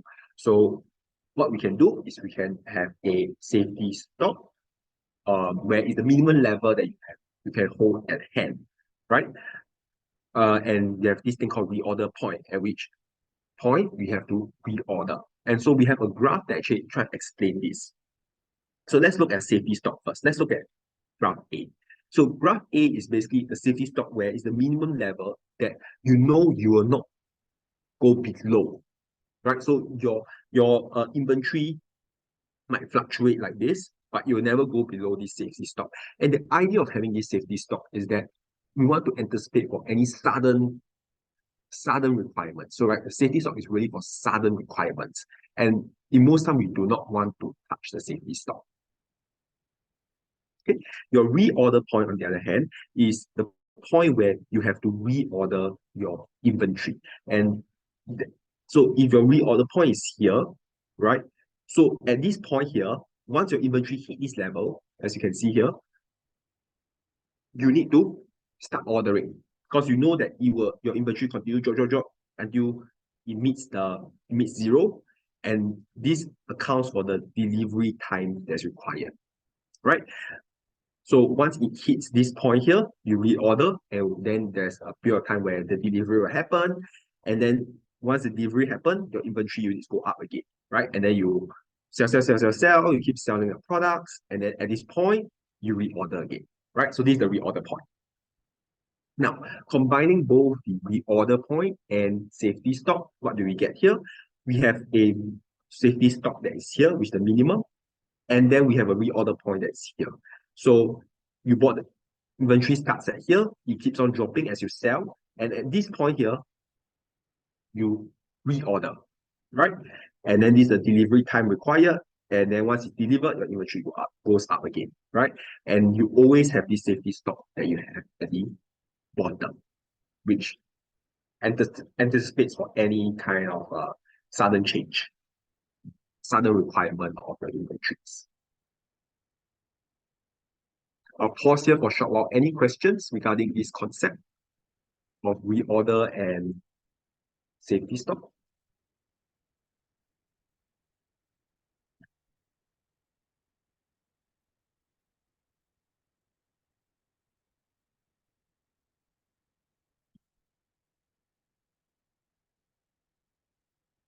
Okay, I think we are clear. No questions. So if the question continue to ask you more about what other inventory methods can we use, there are two kinds that we like to highlight here. Is the material requirement planning. Basically, it's the idea is that we use a computer-based kind of scheduling, ordering kind of service, and we kind of work backwards. What is the reorder point? What is the safety stock? And we make sure that the computer system kind of alert us when we need to reorder. Alternatively, we can do the just-in-time inventory system where we make sure that we have as little amount of safety stock because we make the products just in time. Meaning what? When the customer order, then we make the products and immediately deliver the customer. So we reduce our storage cost or carrying costs in this sense. However, because we reduce our carrying costs, we might actually have very high restocking costs because we are holding very little inventory. So, of course, we need to do our calculations to determine which is best, right? Whether the just-in-time works for us if we have very little inventory on hand, but we have many reorders.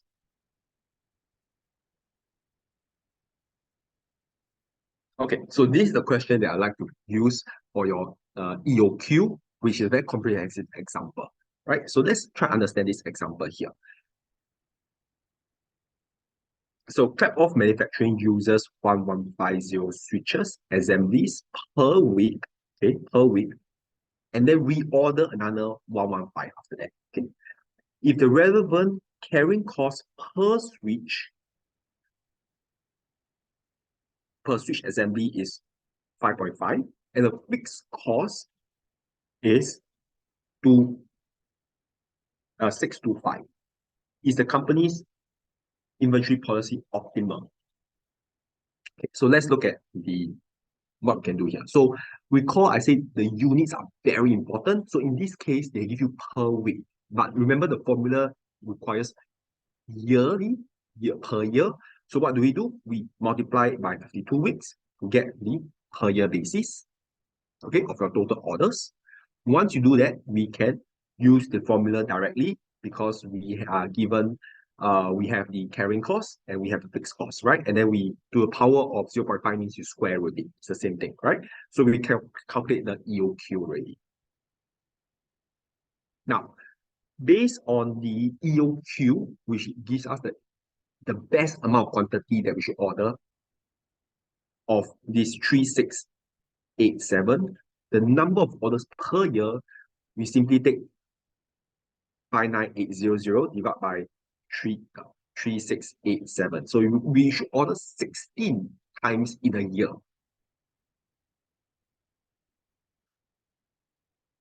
Now, so the question here is the company's inventory policy optimal? So this is a very comprehensive example in the sense that usually questions are like this, right? So they ask you to calculate and then you need to make some comments. So actually the company's policy is not optimal. Why? First of all, they are ordering 115 per week, but your EOQ is actually 3687, right? And they should decrease their number of orders from 52 per order per week to 16 orders per week.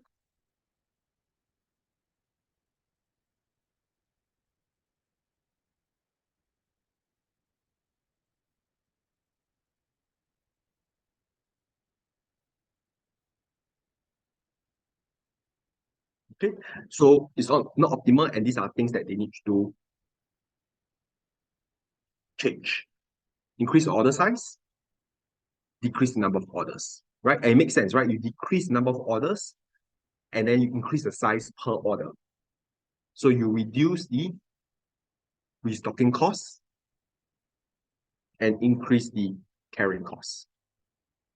Now, let's continue on the question. We need to determine if it's optimal or not. And we know the idea that optimal level of inventory is when the carrying cost equals to the restocking cost here, right? So how do we calculate the carrying cost? We were given a formula to calculate carrying cost. We take 1150 divided by 2 times 5.5, right? So I'm just going to flip back to the formula that give us this thing here.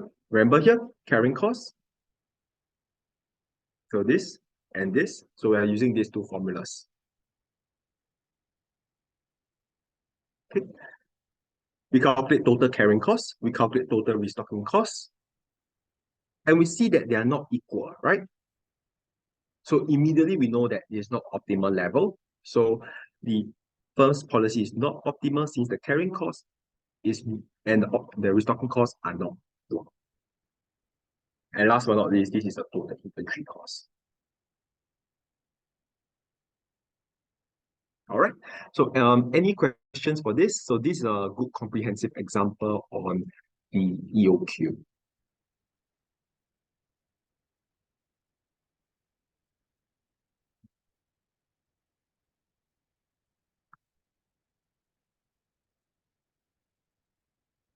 Okay.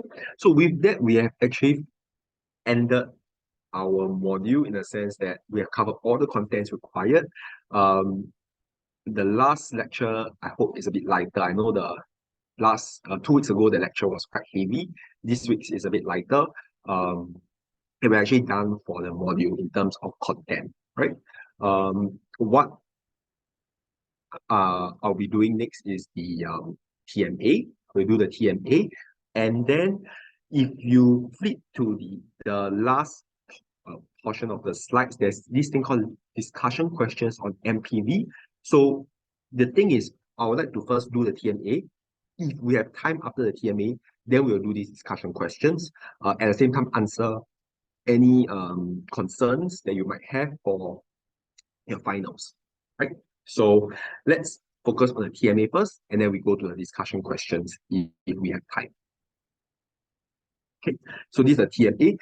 Maybe at this point in time, we'll take a break again, our second break, as usual. And then we'll come back in around 7 minutes, maybe around 9, 8:58 or around 9. And then we'll carry on with our TMA and then the discussion questions. In the meantime, if you do have any worries regarding our last lecture or the other lectures, feel free to put in a group chat and then we can answer them when we come back from our break, right?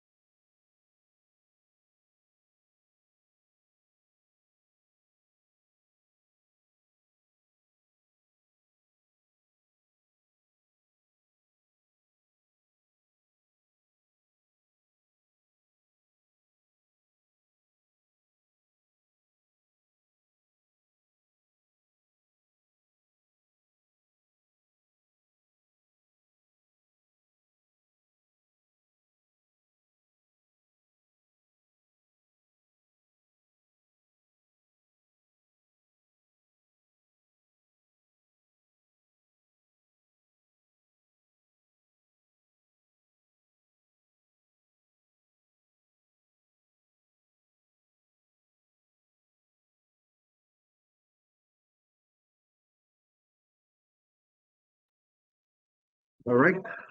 Let's come back for the last part of today.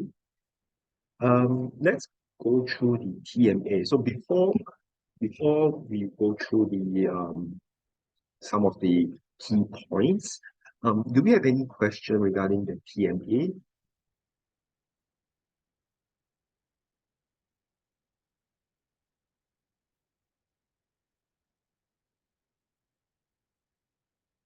So I hope that you have gone through your paper. And I want to highlight again, in case those that missed the start of today's lecture, I want to highlight that unfortunately there are still a handful, not really handful, but one or two that have submitted the old TMA for marking. So as per the school's policy, unfortunately, if you submit the old TMA, you will be given zero. However, I've also reached out to you personally to ask you to whether you have done actually the new TMA, and I encourage you to quickly reply my email, and I'll see what I can do on my side to see if the school allows you to still submit the new TMA. Right. So if you receive the email, please reach out to me immediately. If not, unfortunately, your TMA results will be zero.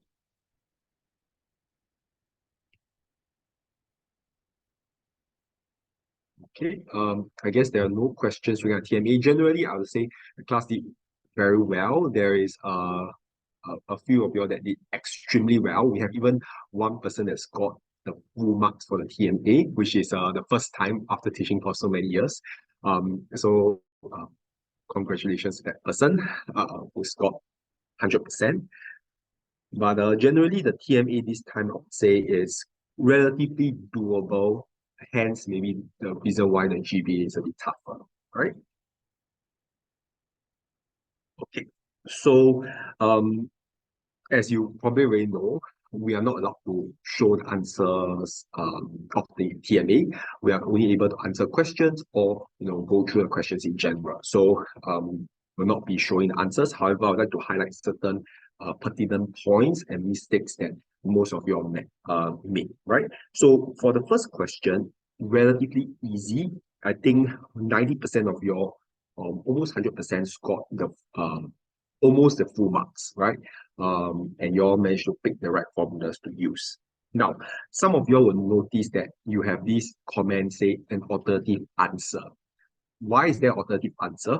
So if you read the question carefully, this portion here, taxable income and tax rate of 34%. So if you were to wait, so sorry, not this part here. Here.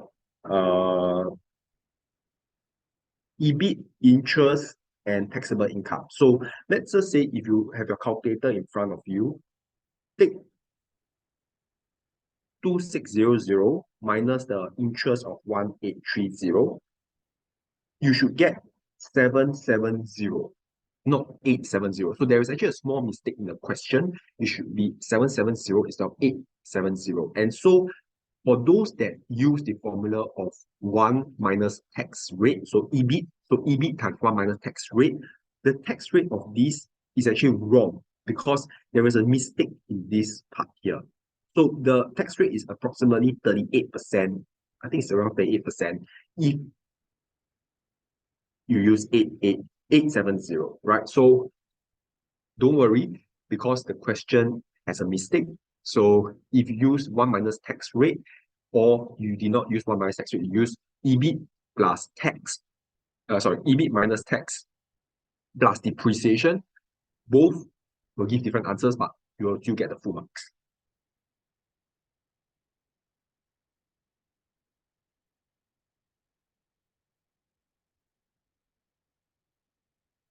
Right? So for part B, most of y'all got almost the full marks. However, there's some deductions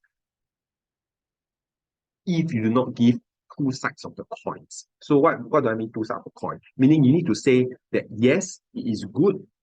The management will be acting in the interest of the shareholder, and no, the management will not act in the interest of the shareholder. So unfortunately, for this question, the requirement is both sides of the coin.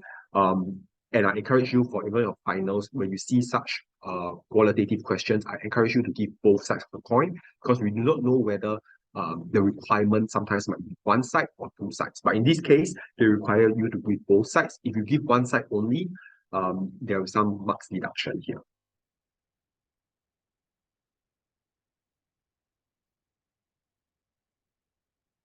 Any questions for question one of the TMA? Any concerns?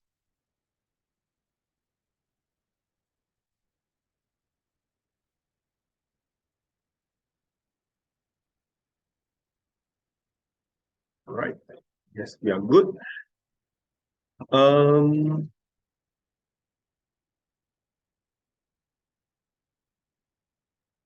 okay, question two. Question two, you have three options here. Option one, option two, option three, right? And the thing is, option one, most of y'all can get it. Option two, unfortunately, most of y'all didn't realize that it's an annuity. Okay, let's not go right. This is an annuity due situation, meaning what? Type, let me just put type equals to one if you use the Excel formula. So unfortunately, I think 50% of your put type equals to zero, which means it's a ordinary annuity, but this is a annuity due. Why? Because they say option two, starting from today.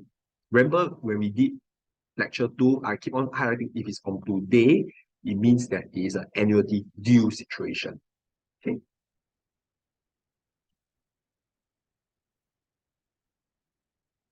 So option three, beginning from year one. So option three is a little tricky in the sense if you draw the timeline, you are able to get the full marks. So those that drew the timeline got the full marks, but those that did not kind of make the mistake here, right? So what is option three trying to say? Option three is trying to say like this. Remember the timeline always start from zero, year zero, one, two, three, four, etc. Right? So what option three trying to say is this. Beginning from today, beginning from year one, beginning 1 year from today, so that means starting from here, 1 year from today, today is year zero, you will get an annual payment of for 8 years. The first payment is 1,000, and then it's going to increase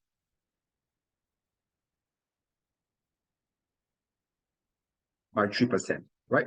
So this is basically not a annuity due situation. This is simply a ordinary annuity, but it's a growing on ordinary annuity, right? So if you draw a timeline, you can able to see. So beginning 1 year from today. So today is this. Again, repeat, today is this. 1 year from today, they mean beginning year one, you have 1,000 and it grows. So it's a growing ordinary annuity. So for growing ordinary annuity, unfortunately, there is no Excel formula. You need to use either the manual method, manual meaning you multiply all the cash flows, or you use the formula.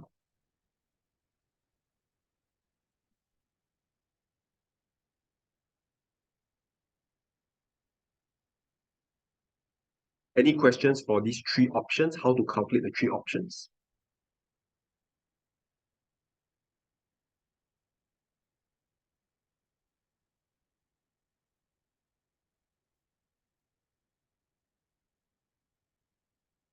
Okay, maybe no questions. All right, assume that discount rate is not given. Show your opinion on how you select the options to maximize your rewards in the year 2020. So when they say assume that is not given, so unfortunately, most of you all got some marks deduction. The reason why is that actually this is asking you to do almost like a sensitivity analysis, meaning what? Meaning that they are not giving you the discount rate. However, what you're supposed to do is you are supposed to assume certain discount rate. So let's say assume discount rate is 3% versus assume discount rate is 10%. So what is the difference?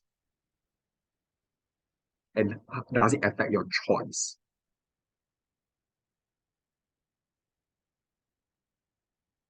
Okay, sorry. I see a question before we do that. 1B. 1B. Are you talking 1B or 2B? Okay, 2B. Okay, yeah. So we are doing 2B. So for 2B, the main part of the question is that you need to explain how the different discount rate. So they say assume discount rate is not given, meaning that you are supposed to assume there's a low discount rate and a high discount rate, and how does it impact your answer? So um, those that scored the full marks did calculation because it's 15 marks, right? So they did a calculation based on a discount rate. Let's say they assume 1% versus a discount rate of 10%. And does it affect their option selection? And in the answer is that it doesn't really affect. In both cases, you are still going to select option 2 as the best option. Now, um, that's just one part of the requirement. The second requirement is other consideration. And this other consideration is that most of you got the marks where you talk about things like liquidity, like for example, option. Let me just have a look at what's the option. So let's say option 1 will give you the less liquidity because you only receive the money 10 years, right? In year 10. Compared to let's say option 3, which is a growing amount, and most of you talk about things like inflation, like option 3 would counter inflation because there's a 3% increase. So that is the second part of the answer, which you will, most of you got answer, and you should get the marks for that. But if you do not do the sensitivity analysis component or somehow touch a bit on sensitivity analysis, you will not get that portion of the marks. Right? So the full marks would be if you talk about something about the sensitivity analysis of the different discount rate, and we talk about some other considerations like liquidity, when you get your money, when are cash flows happening. So if you have those two components, you get the full marks. Is it clear for everybody for 2B?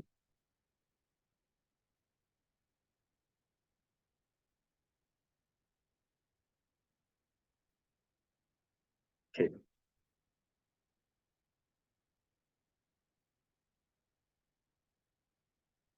So this question, so they say show your opinion. I guess this is like a small little hint where they want you to do about calculations, right? This question is a little more demanding for 15 marks. So if you notice something, right, is that for qualitative questions in SUSS, the demand usually is a lot higher. So you need to be very careful for qualitative questions. At the same time, I also want to highlight that even your finals, please be very careful for qualitative questions.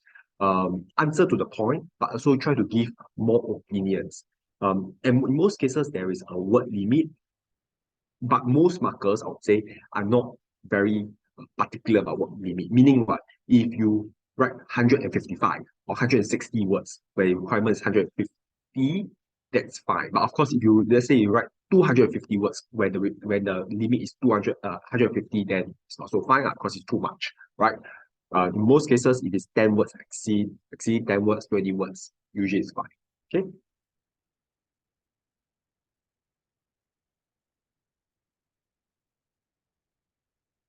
Uh, okay, question 3. I would say question 3 is very well done. Most of you all got the full marks for, I think all of you all got the full marks for question 3A.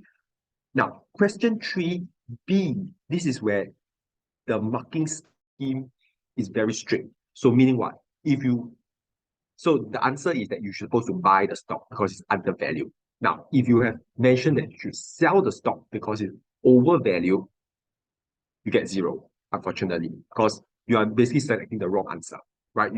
There is no we unfortunately can't give you any marks for um saying the wrong answer, right? And there's no so-called method mark because this one is just you need to know whether to buy or sell and why, right? So in this case, you should buy because it's undervalued. And I want to point you to this slide here because actually we went through this during the lecture. Uh, Let me just point you to this slide.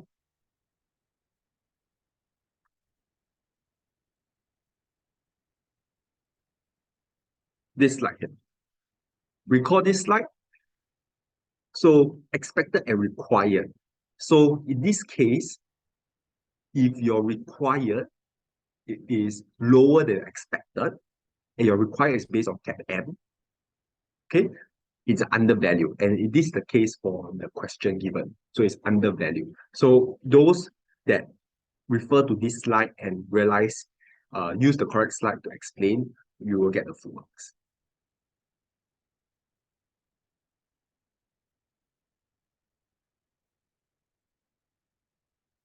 Okay. And the marks is given, I believe it's 5 marks for saying whether to buy or sell and 5 marks for explanation. So if you just say buy and it was undervalued because required is lower than expected, you get 10 marks straight away.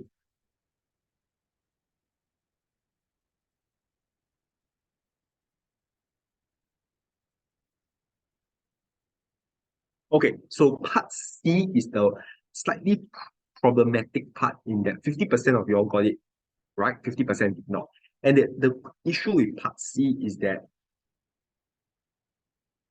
they are asking actually on the efficient market hypothesis. And so if you do not mention anything about efficient market hypothesis, you will not be able to get the marks. Meaning that you are talking, let's say, you suggest things like, oh, you want to do market research, you want to do sensitivity analysis, etc. You will not get the mark because they are actually asking they're asking is in a weak form efficiency, what should you do? So if you have referred to this slide here, let's see, where is it? Yeah, okay. If you have referred to this slide here on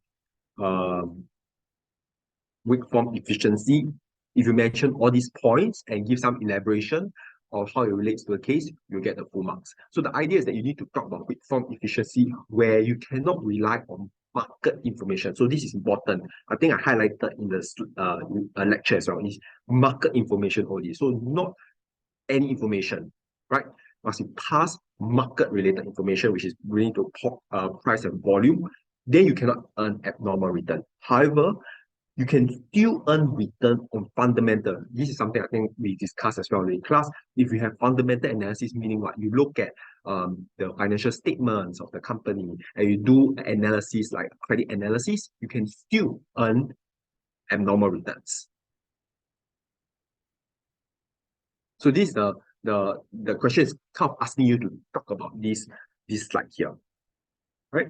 So those that unfortunately, if you didn't mention anything about past information or this kind of characteristics of a weak form efficiency, there can be no marks given in this case.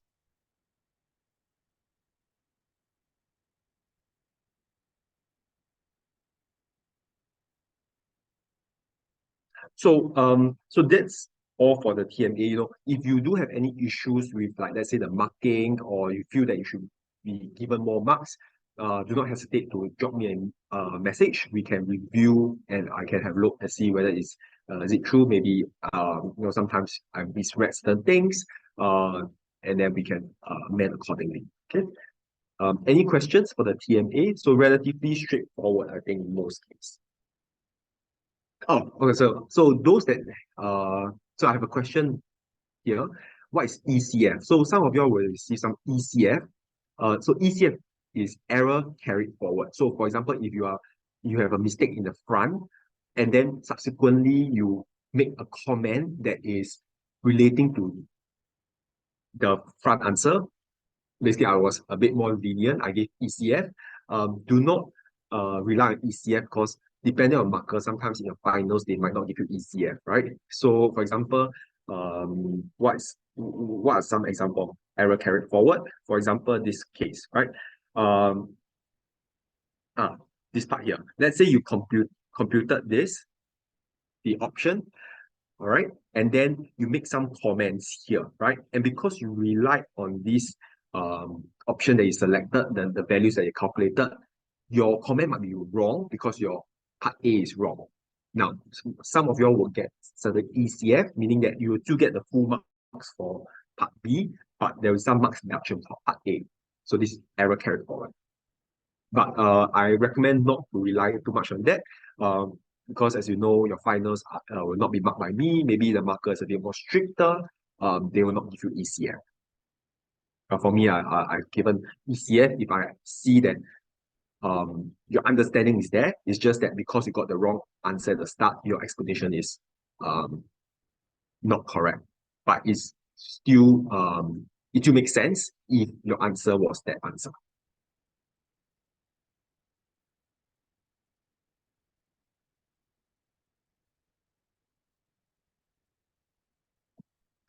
Any other questions?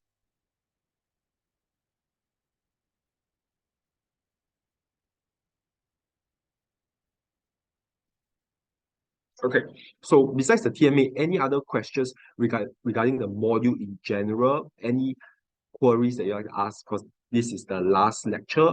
I'm still available. You can still email me if you have any questions as you do your revision. But of course, for in person, this is the last one. So before we move on to the last part, are there any questions first? I'm just going to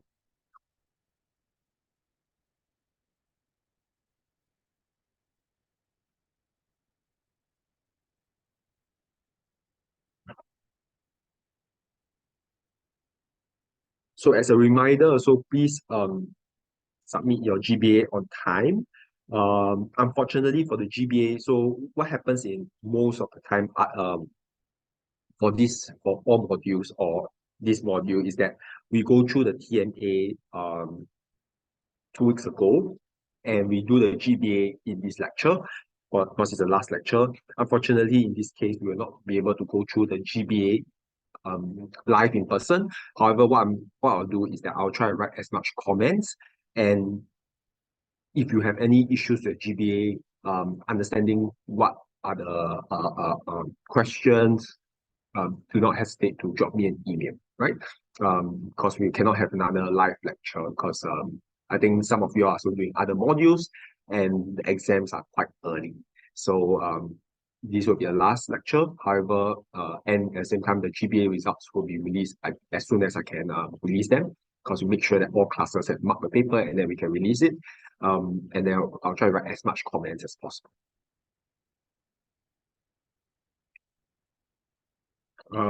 So any questions regarding the module, your finals that you want to ask?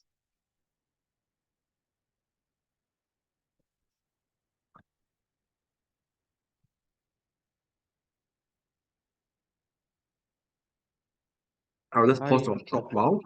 Yes, Yeah. I just maybe you can share some comments that most frequent mistakes that you have encountered during your previous semesters of marking the the exam thing something maybe you The can start with exam. this. Yeah.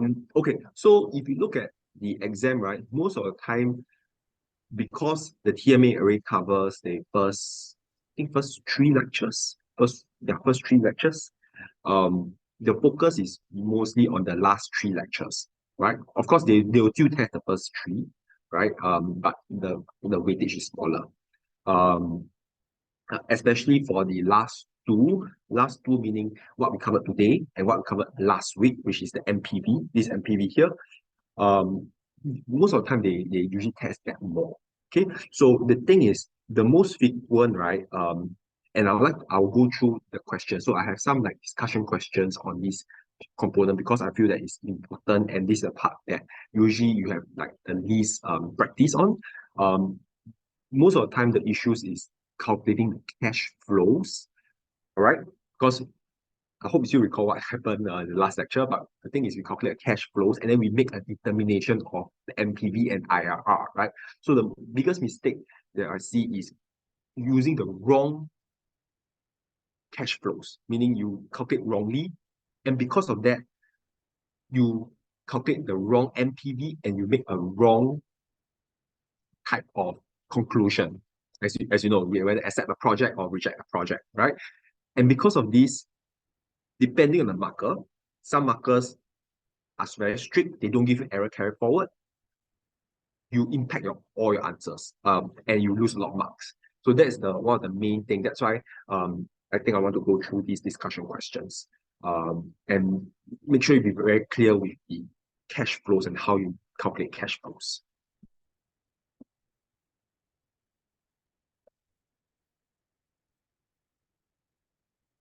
The other things are like what I mentioned during the lectures, is like things like what we did today, where we covered um, calculating the operating period. Please use credit sales, don't use cash and credit, because questions can be very tricky. They give you cash and credit, but you only should use credit, these kind of things. Or like average, please use average if it's given. If you do not use it, you will lose marks. These kind of things, right? And so like, if you need like a recap, I encourage you to rewatch the lecture recording, because as we touch each topic, I kind of really emphasize the points. Those are the points that are, I would say, common mistake I noticed. And so if you have the time, you can increase the speed of lecture maybe 1.5 times, and then you rewatch, and those points that are highlighted and emphasize a lot, please focus on it. Avoid common mistakes.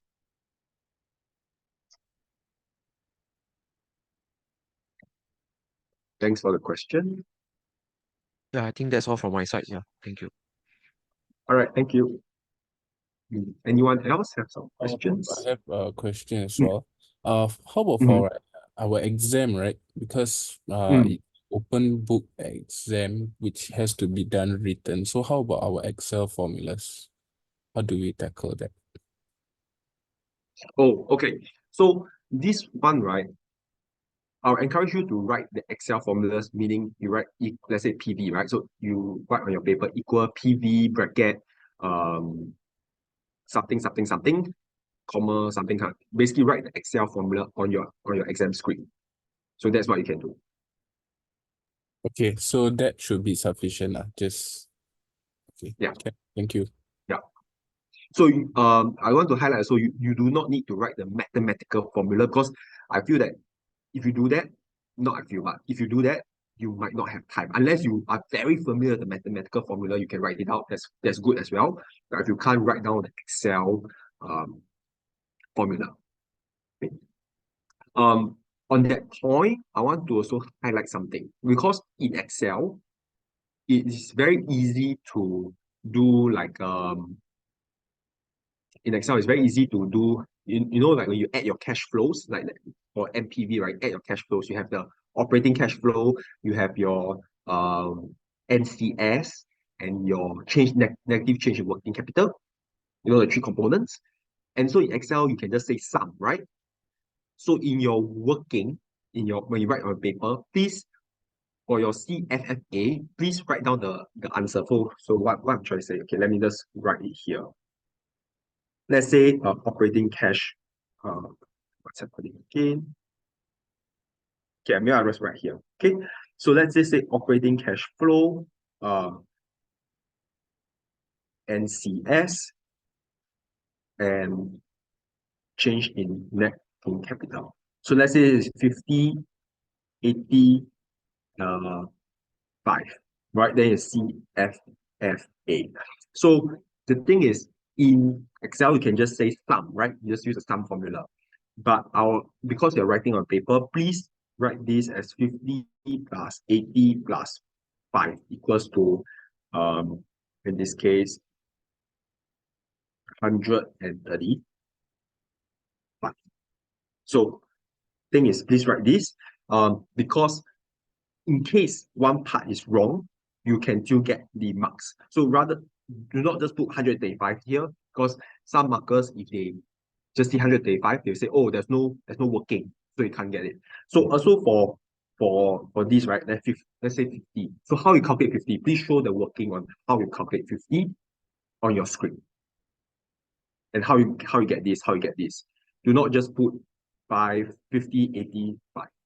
So in the TMA, I've marked, I think, one script where the student just put, okay, so of course TMA wasn't this on MPV, but the student just put this 50, 80, and 5 without showing any working.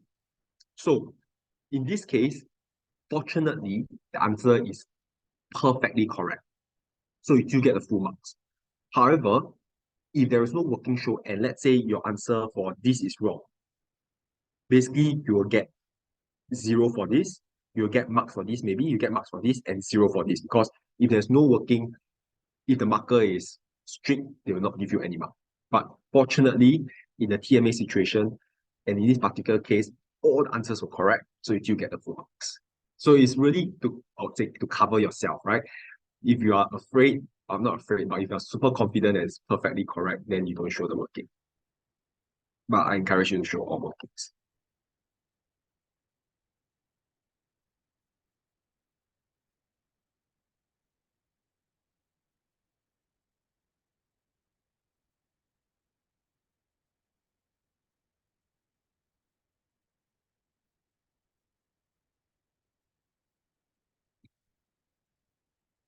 All right. Any other questions?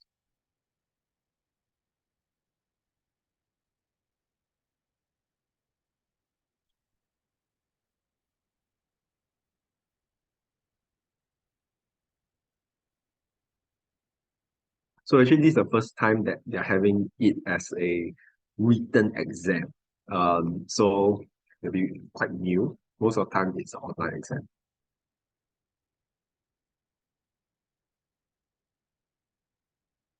Now you can upload the Excel file, is it, per question? Okay.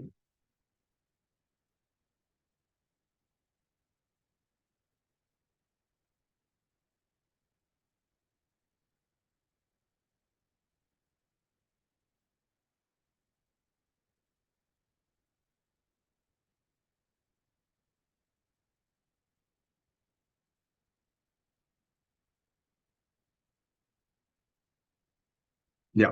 So usually what the school recommend is that for us not to, so-called recommend whether you can do this or can do that, whether can you Excel, whether cannot, because the school wants to be like a centralized um platform where they announce and then we do not like contradict them, right? So yeah, so please refer to what the school mentioned about or your student portal about the what can be done in the exam, whether is it it is a written exam, I know, but whether you can do upload the Excel, whether you cannot upload Excel, whether you if you cannot upload Excel, then please write the Excel formula. If you can, then just use Excel. Yeah, so please read the question carefully. But I know it's a written exam for this module, and it's the first time we're doing written exam.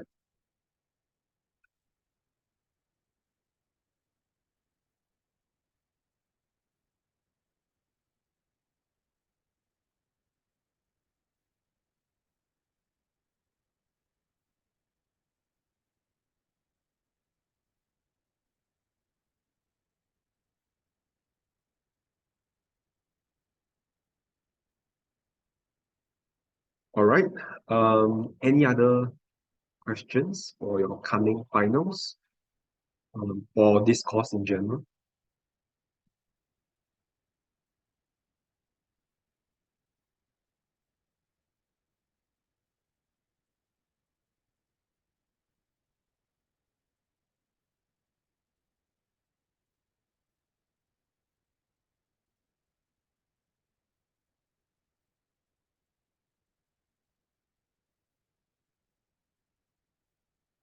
Okay, so maybe you do need a bit of time to think about the questions.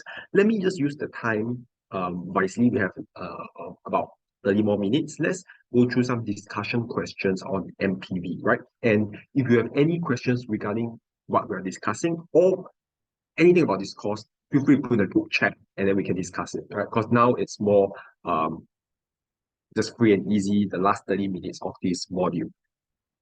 Okay, so let's discuss the first MPV question. As you know, MPV is one of the biggest component and high chance you'll be tested.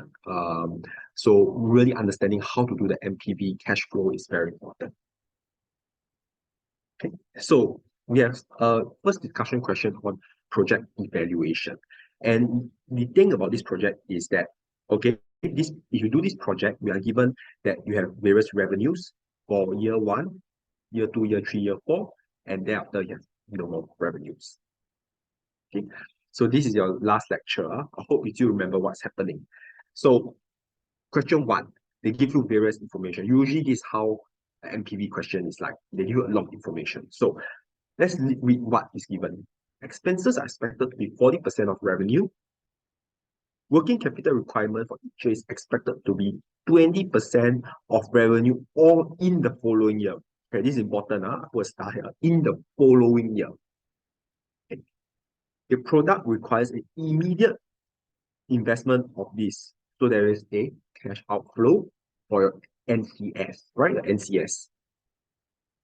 Plant and equipment are depreciated over 4 years to salvage of zero using straight line. So okay, they say salvage of zero, which is good. You don't need to care about the salvage component of things. Tax rate is 40%. Now, what are the project's cash flow for each year? So I've done the working for you so that you have to copy and you can kind of understand what's happening here. So first of all, we calculate depreciation, straight line over 4 years. Now, let's determine the working capital requirement. So let's go back to the question. So what's working capital requirement? Working capital is 20% of revenue in the following year. So what does this mean? It means that you have revenue. Remember, timeline always starts from year zero, right? So year zero, no revenue. Year one, this revenue. Year two, year three, year four, year five. Year five, zero, sorry. So these are the revenues given in the question. So now I want to calculate the working capital. So in year zero, the working capital is based on following year.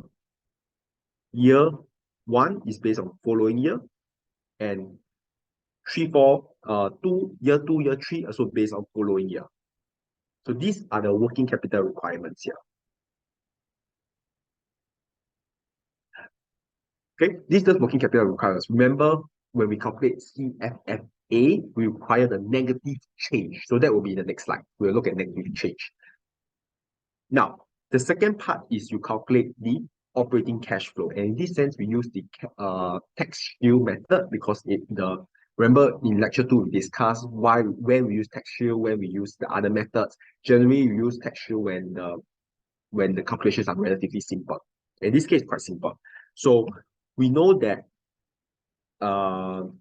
this is the sales, 40% is the expenses, right? Let's look at it again. The expenses are 40%, so whatever remains is 60%, right? 60% is your gross profit. So it's 1 minus 40% here. Times the tax rate. Remember, what's the formula? So it is the sales minus cost times tax rate, times 1 minus tax rate, plus the depreciation times tax rate. So this is your operating cash flow. So one of the main mistakes I noticed, right, in this kind of question is that students forgot to calculate operating cash flow, meaning what? They assume revenue is operating cash flow. Maybe it's exam stress, maybe it's you're not careful, but revenue is not equals to operating cash flow. I repeat again, revenue is not equals to operating cash flow. So if you have revenue, you still need to calculate operating cash flow, right? I believe it's exam stress. So please be very clear that revenue is not equal to operating cash flow. So since year one is 40K, but the rest of the year is 25K, we need to calculate operating cash flow for the rest of the year as well, even by this.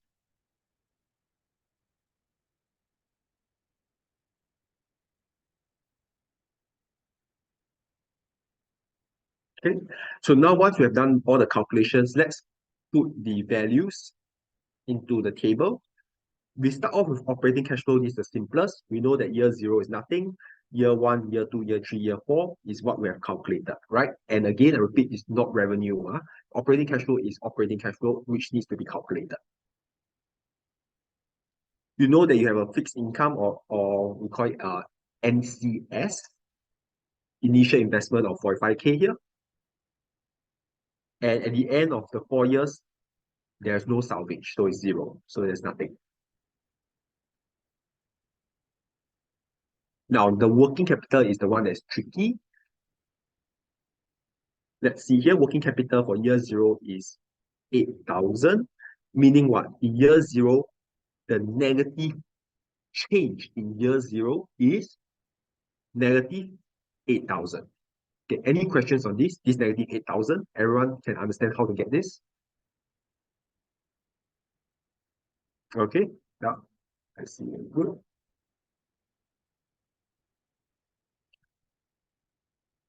Okay, so we're good on this. Now, for year 0 to year 1, there is a decrease, right, of 3,000. So the negative change is 3,000 as the working show here.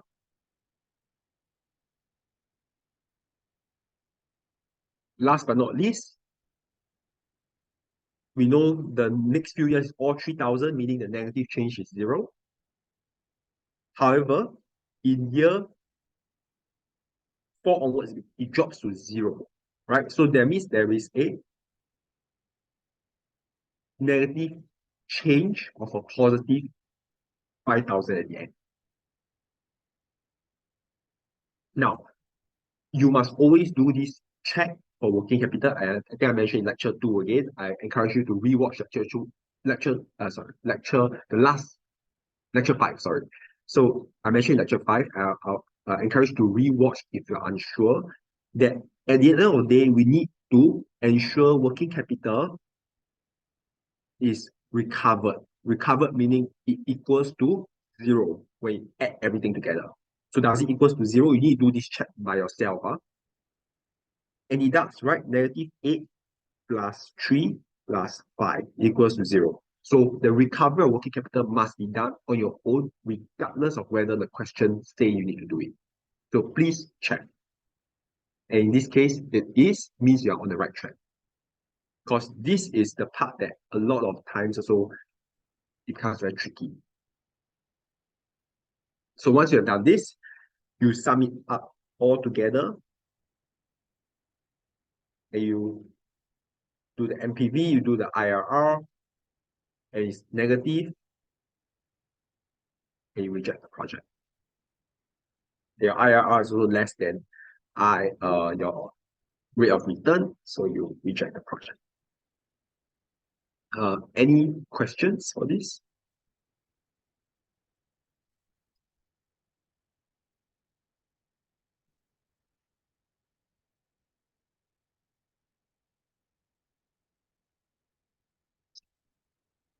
All right, I guess we are good. Okay, so let's look at question 2. So question 2 is a bit more tricky. Let's try to understand what's happening in question 2 here. So we again have our project. Initial investment is 10 million. The equipment is sold for 2 million at the end of 5 years. Okay, so immediately we know this is a salvage value. Because it's sold, there's some sales at the end. Company applies a straight line depreciation for 5 years to 0.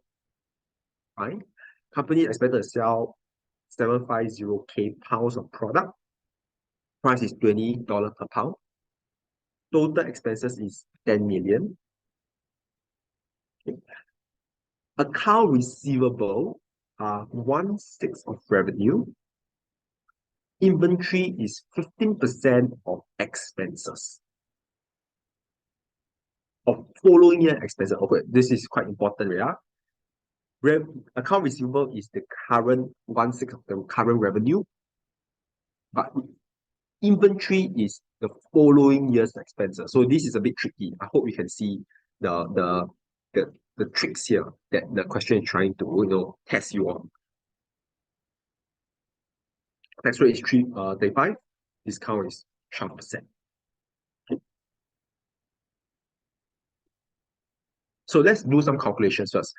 I always like to start with depreciation because that is like for sure you need to calculate regardless of whatever the question, right? Because depreciation is required for operating cash flow calculation as well. So let's calculate depreciation. We know that it's straight line to 0. So we calculate this. Given that we have now a salvage, we need to calculate after-tax salvage given by the formula. So please calculate after-tax salvage. Sometimes I think it's exam stress. You just take the salvage value. You do not calculate after-tax. So please remember all the steps required that we have discussed in lecture 5. Okay, please calculate after-tax salvage.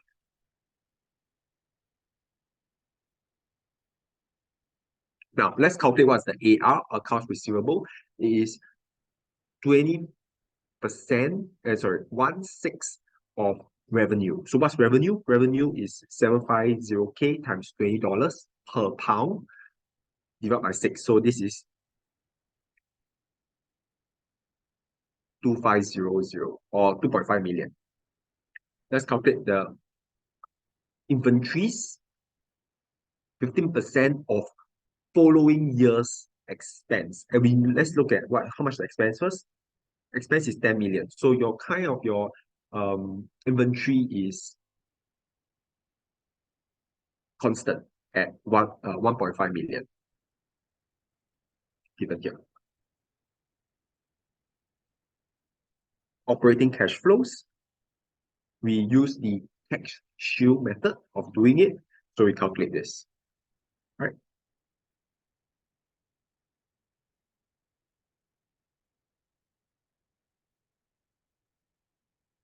So let's put everything together in the table.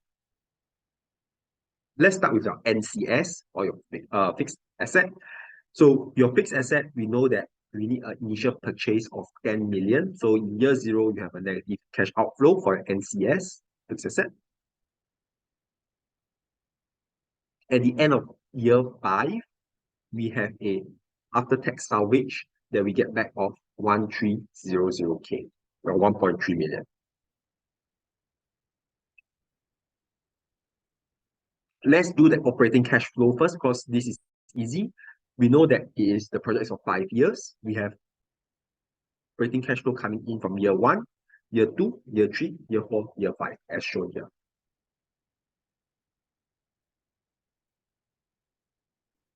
Now, the tricky part is your change in working capital. So, let's look at AR first, accounts receivable. So, accounts receivable is based on your current year's revenue and is based on 1/6 of the current year's revenue. Meaning what? Whenever there's revenue, you need to take 1/6. So, there's revenue in year 1, year 2, year 3, year 4, and year 5. So let's put the AR value there.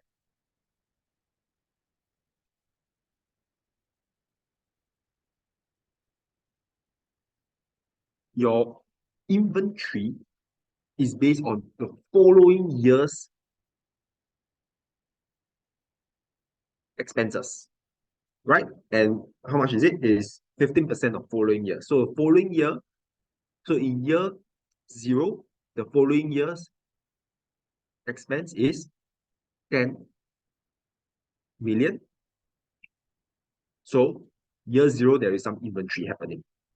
Year 1, there's inventory. Year 2, there's inventory. Year 3, there's inventory. Year 4, there's inventory. But in year 5, there is no longer any inventory here, right? Because year 5 inventory amount is based on year 6, but there's nothing in year 6, right? There's no more expenses in year 6 because your project ends in year 5.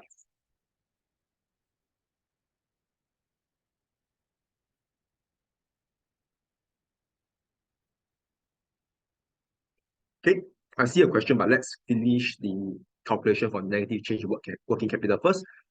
So, in year 0, what is the negative change in working capital? So there's an increase of 1.5 million. The negative change is minus 1.5 million. Everyone gets that? Now, in year 1, there is an increase in working capital by 2.5. Because from here to here, there's an increase in 2.5 million. The negative change is minus 2.5 million.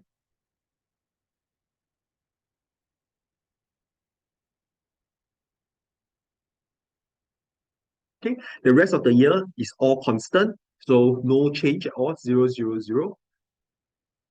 In year 5, can you see there's a decrease in working capital from 4 million to 2.5 million? So the negative change is a positive 1.5 million.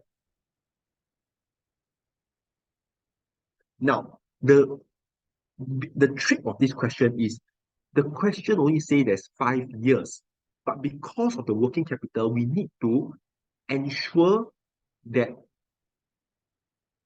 total working capital becomes zero, or total negative change becomes zero due to recovery. So what's happening here?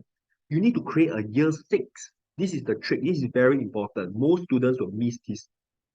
You need to create a year 6 for the recovery of negative change in working capital. Because you know what?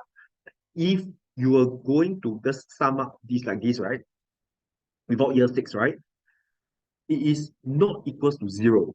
So the recovery is super important. I cannot highlight enough. I hope you do not make this mistake in exam. You need to ensure recovery. So year 6 appear because you do a recovery in year 6, so that when you add up all the values here using highlighted in red here, it is equal to 0. I'd like to pause here, and I'd like to emphasize this is very important. Are there any questions?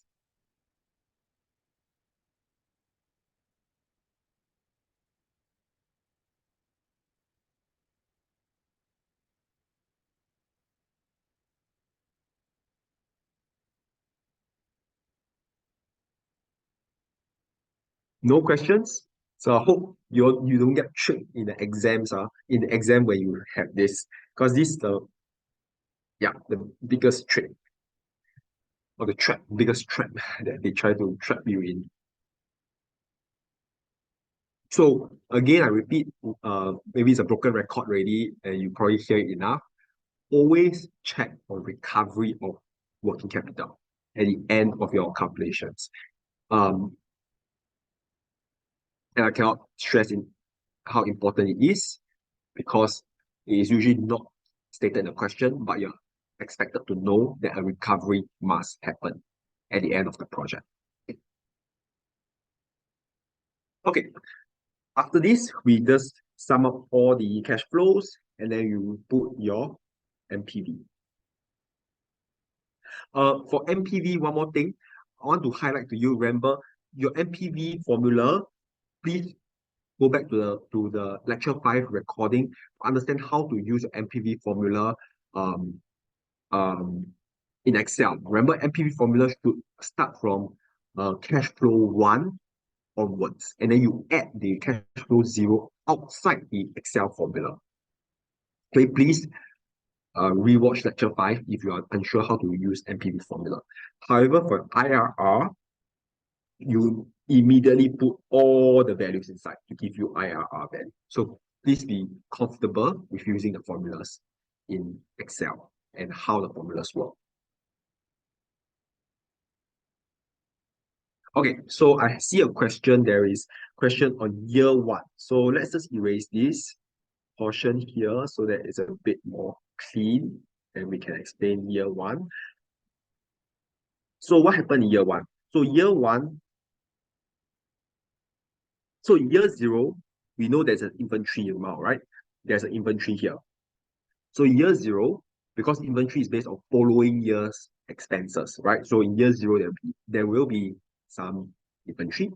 So the negative change is a minus 1.5 million.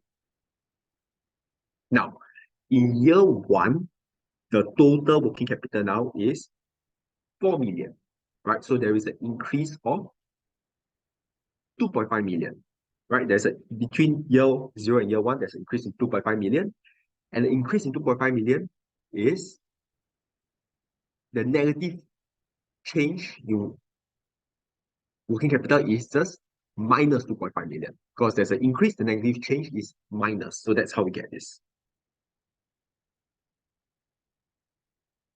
Okay, then I see the other question about depreciation. So depreciation, the first formula that you have mentioned is not correct. Okay, why is it not correct? First formula meaning straight. Okay, so I think it's directly to me, so not everyone can see the question. So the question about depreciation is this: how do we calculate straight line? So straight line depreciation, if you kind of forgot, I encourage you to rewatch lecture 5, and I kind of stress this point as well. So for depreciation, the formula is cost minus residual value. So not salvage value. Salvage is based on market value of the product. So what is salvage? What you salvage is the market price that you get. But in depreciation, it is residual value. So sometimes the question can give you both salvage value and residual value. Please use residual value divided by number of useful life. Okay, so it's residual. So residual value and salvage is different. Residual value is an accounting concept on how much the asset is worth on the books at the end of the useful life. Salvage value is the market price which can sell the fixed asset at the end of its useful life. Are you clear? So this is the right formula. In this case, in question 1 and question 2, both cases, the residual value is 0 because they say depreciate Q is 0. So no residual value, that's why we ignore it.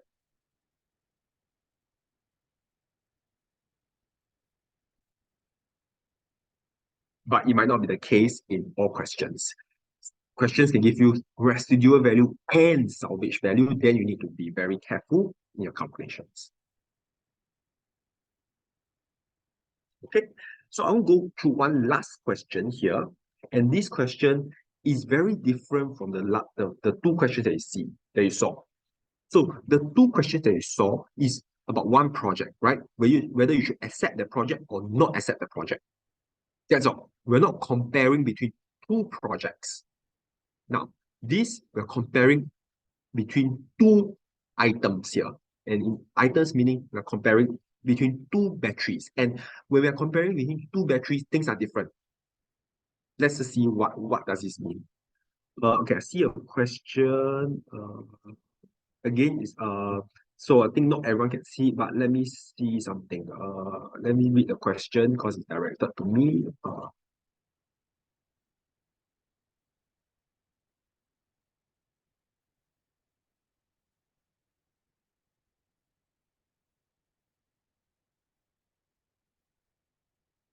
Okay, so I think one of your classmates say there is a example in the textbook that say that so the phrase is suppose a machine was bought at 1,000, had a expected life of 10 years and expected salvage value of 200 at the end of its life.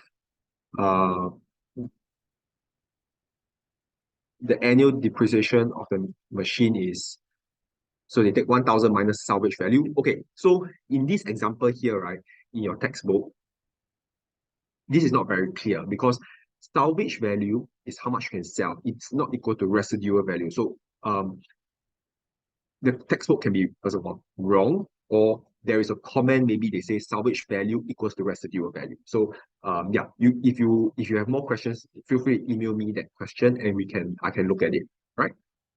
Yeah. Okay, so going back to question 3. So question 3 is different from question 1 and 2 because question 3 is asking you to compare two different products, and in this case, two different batteries. So let's just see here what's happening. So we have two different batteries, burnout and Evergo. The discount rate is 15%, tax rate is 34%. There is a straight line depreciation to the value of 0. So that means this is residual value is 0. Residual is 0. So this, can you see the case? Residual is 0, but there is actually salvage value. So both are different things. They say depreciation to the value of 0. So you know residual is 0, but salvage has some value. I hope you can see this now. So we have for the burnout battery, we have an initial cost of this, life of this. Annual cost to keep it charged is this, right? And they have a salvage of $5. So residual equals to 0, but salvage equals to $5. For Evergo, we have 60 for initial cost.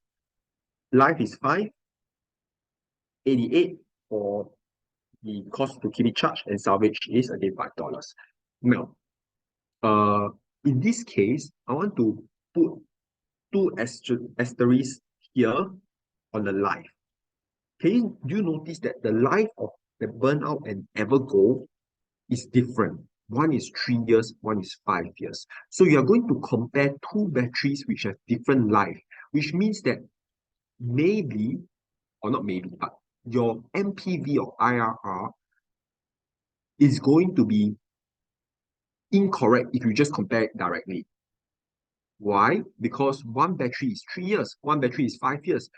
If you think about it, if the project is longer for 5 years, wouldn't you get a higher MPV? You could, right? You could have a higher MPV.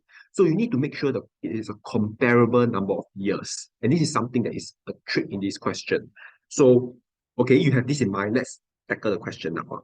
So I want to highlight again, the life is a bit tricky here because you're comparing two projects, and the past examples that we have all covered is just choosing one project, whether you should accept that project or reject that project. But now you're comparing between products or projects. So I know we're out of time, but let me just quickly go through this example here. It's not too difficult. Calculations are relatively easy. So we have a depreciation, 36 divided by 3, and they say residual is 0, so there's no residual. You now do have after-tax salvage because they say salvage is $5. So you need to calculate after-tax salvage. We need to calculate operating cash flow. I want to highlight again, operating cash flow is not equals to your annual cost to keep it charged. You need to still calculate your operating cash flow. And in this sense, there is actually no revenue, it's more about cost. So your revenue is 0 here, and then you have a cost. And you use your tax shield method to calculate your operating cash flow, which are negatives because they're all cost related.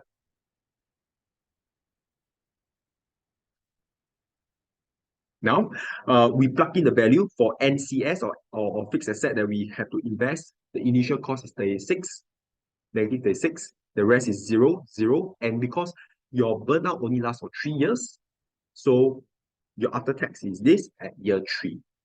It's a cash inflow now because you sell off your burnout battery. Your operating cash flows only occurs during the life of the battery in year 1, year 2, and year 3, as given here. And you sum it up all together. Now, this is kind of the standard, and then you find the MPV, which is given here. Okay, so calculating MPV is not enough because you're comparing, again, I repeat, you're comparing two projects or two products in this case, and they are different life. The life is different. One is 3 years and one is 5 years. So what must you do? You have to calculate the PMT. So your MPV is your net present value, right? So this is really testing you on your understanding of lecture 2. So this is how the questions could actually try to, this part could be like the last 5 months, right?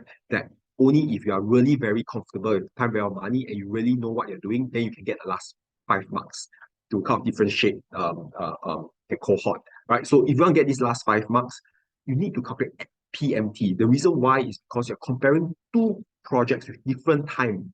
One is 3 years, one is 5 years. And if you just use MPV and compare it, if you just think about it, wouldn't the project with a longer life will have more MPV, right? Potentially it can have more cash flows coming in. So you need to make sure that we are comparing the payment, PMT, which is per year basis. And so once we have the MPV, we know that present value is this. You know the interest rate is 15. Your future value is 0. And N is 3. So we are able to calculate the payments here. And payment is per year. So this is the cost per year basis. And we are not using the MPV. Now, if you go on to the next slide, the reason why I didn't do the repeat of everything is because I encourage you to do it yourself. But the answer is this. You get MPV of this amount, negative 239.38. So let's just say based on MPV, right, and you get a payment of this, right? So based on MPV only, without calculating payment, which battery should you take? Based on MPV. So Evergo is negative 239.38. Remember, all these are costs, cost related. So that's why it's negative. And your NPV for burnout is negative 175.20. So which one should we take based on NPV?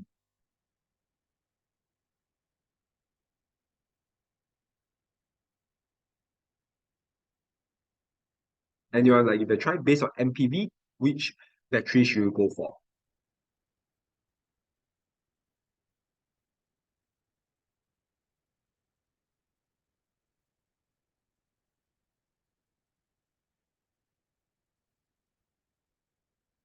You're right. You should go for burnout because NPV is higher, or if you think about it, the cost of the NPV is lower.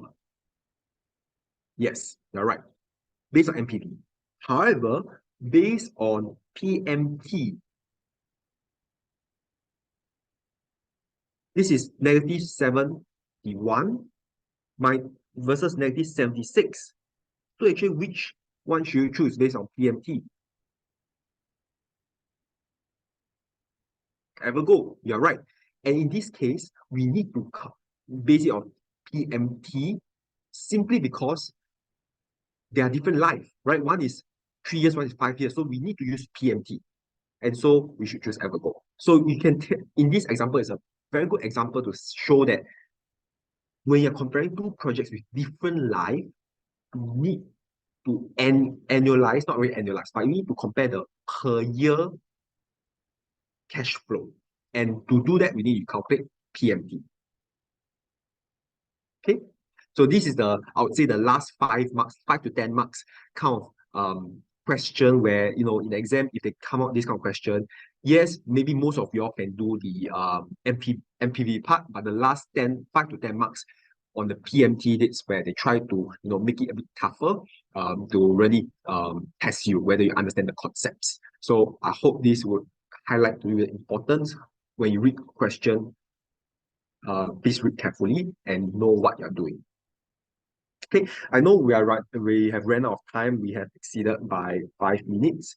So I'll pause here. That's all I have for you. Any questions so far?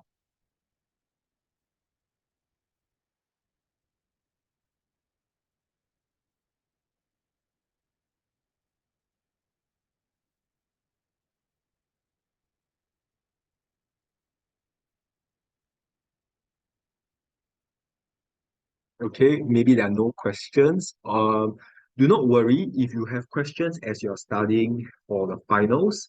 Feel free to reach out to me. I usually reply email quite fast. I think most of y'all that have reached out to me realize that I'm quite fast in replying. So feel free to reach out um yeah, again, I would like to say that unfortunately we are not able to go through the GBA. Usually we do it on the last lecture, but this time due to a lot of the issues that we're not able to do it. So I'll try to write as much comments. If you do have any issues with the GBA, reach out to me. Also, if you have issues with the TMA marks, you can drop me an email and we can do a review together. And last but not least, I just want to thank everybody for the last 12 weeks. It has been great experience teaching your cohort, your tutorial group. I'm really happy with all your performance so far. Those that did not really score too well on your TMA, don't worry. Work hard on your GBA and your finals. The last thing I want to say is that your class participation marks will be released as well today or tomorrow. So it will allow you to kind of gauge how much effort to put in for your finals and your GPA. Because I know that most of you are not taking just this module, you have many modules to take. So to be strategic in terms of how much effort to put in is quite important. So I'll release your class part marks either today or tomorrow, depending on how fast the school approves your marks. Then that will be released. Okay. Do you have any question? No, I don't. I feel that okay, so if you're going to compare your lecture slides, the ones that I have provided with the ones from your classmates, you realize that actually it's relatively different to the extent that I provided a lot of details in terms of workings and all. So I would say the lecture slides are very good for your reference already. If you can compare with your other classmates in other class, their lecture slides might be lesser, right? Lesser slides, lesser to go through, but a lot less detail. So for me, I really like to add a lot of detail so that when you're doing revision, it's easy. And you don't have to rewatch lectures because rewatching will take you 3 hours. It takes a long time, right? So lecture slides are a good summary.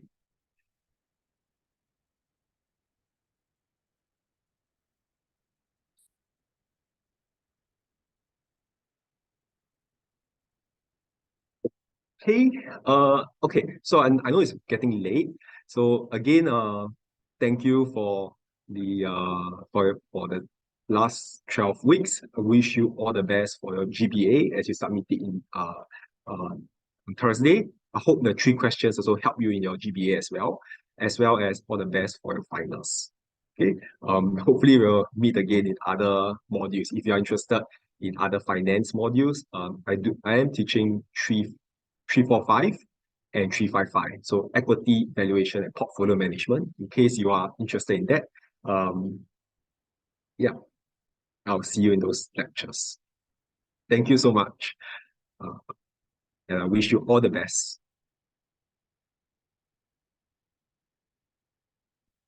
Thank you.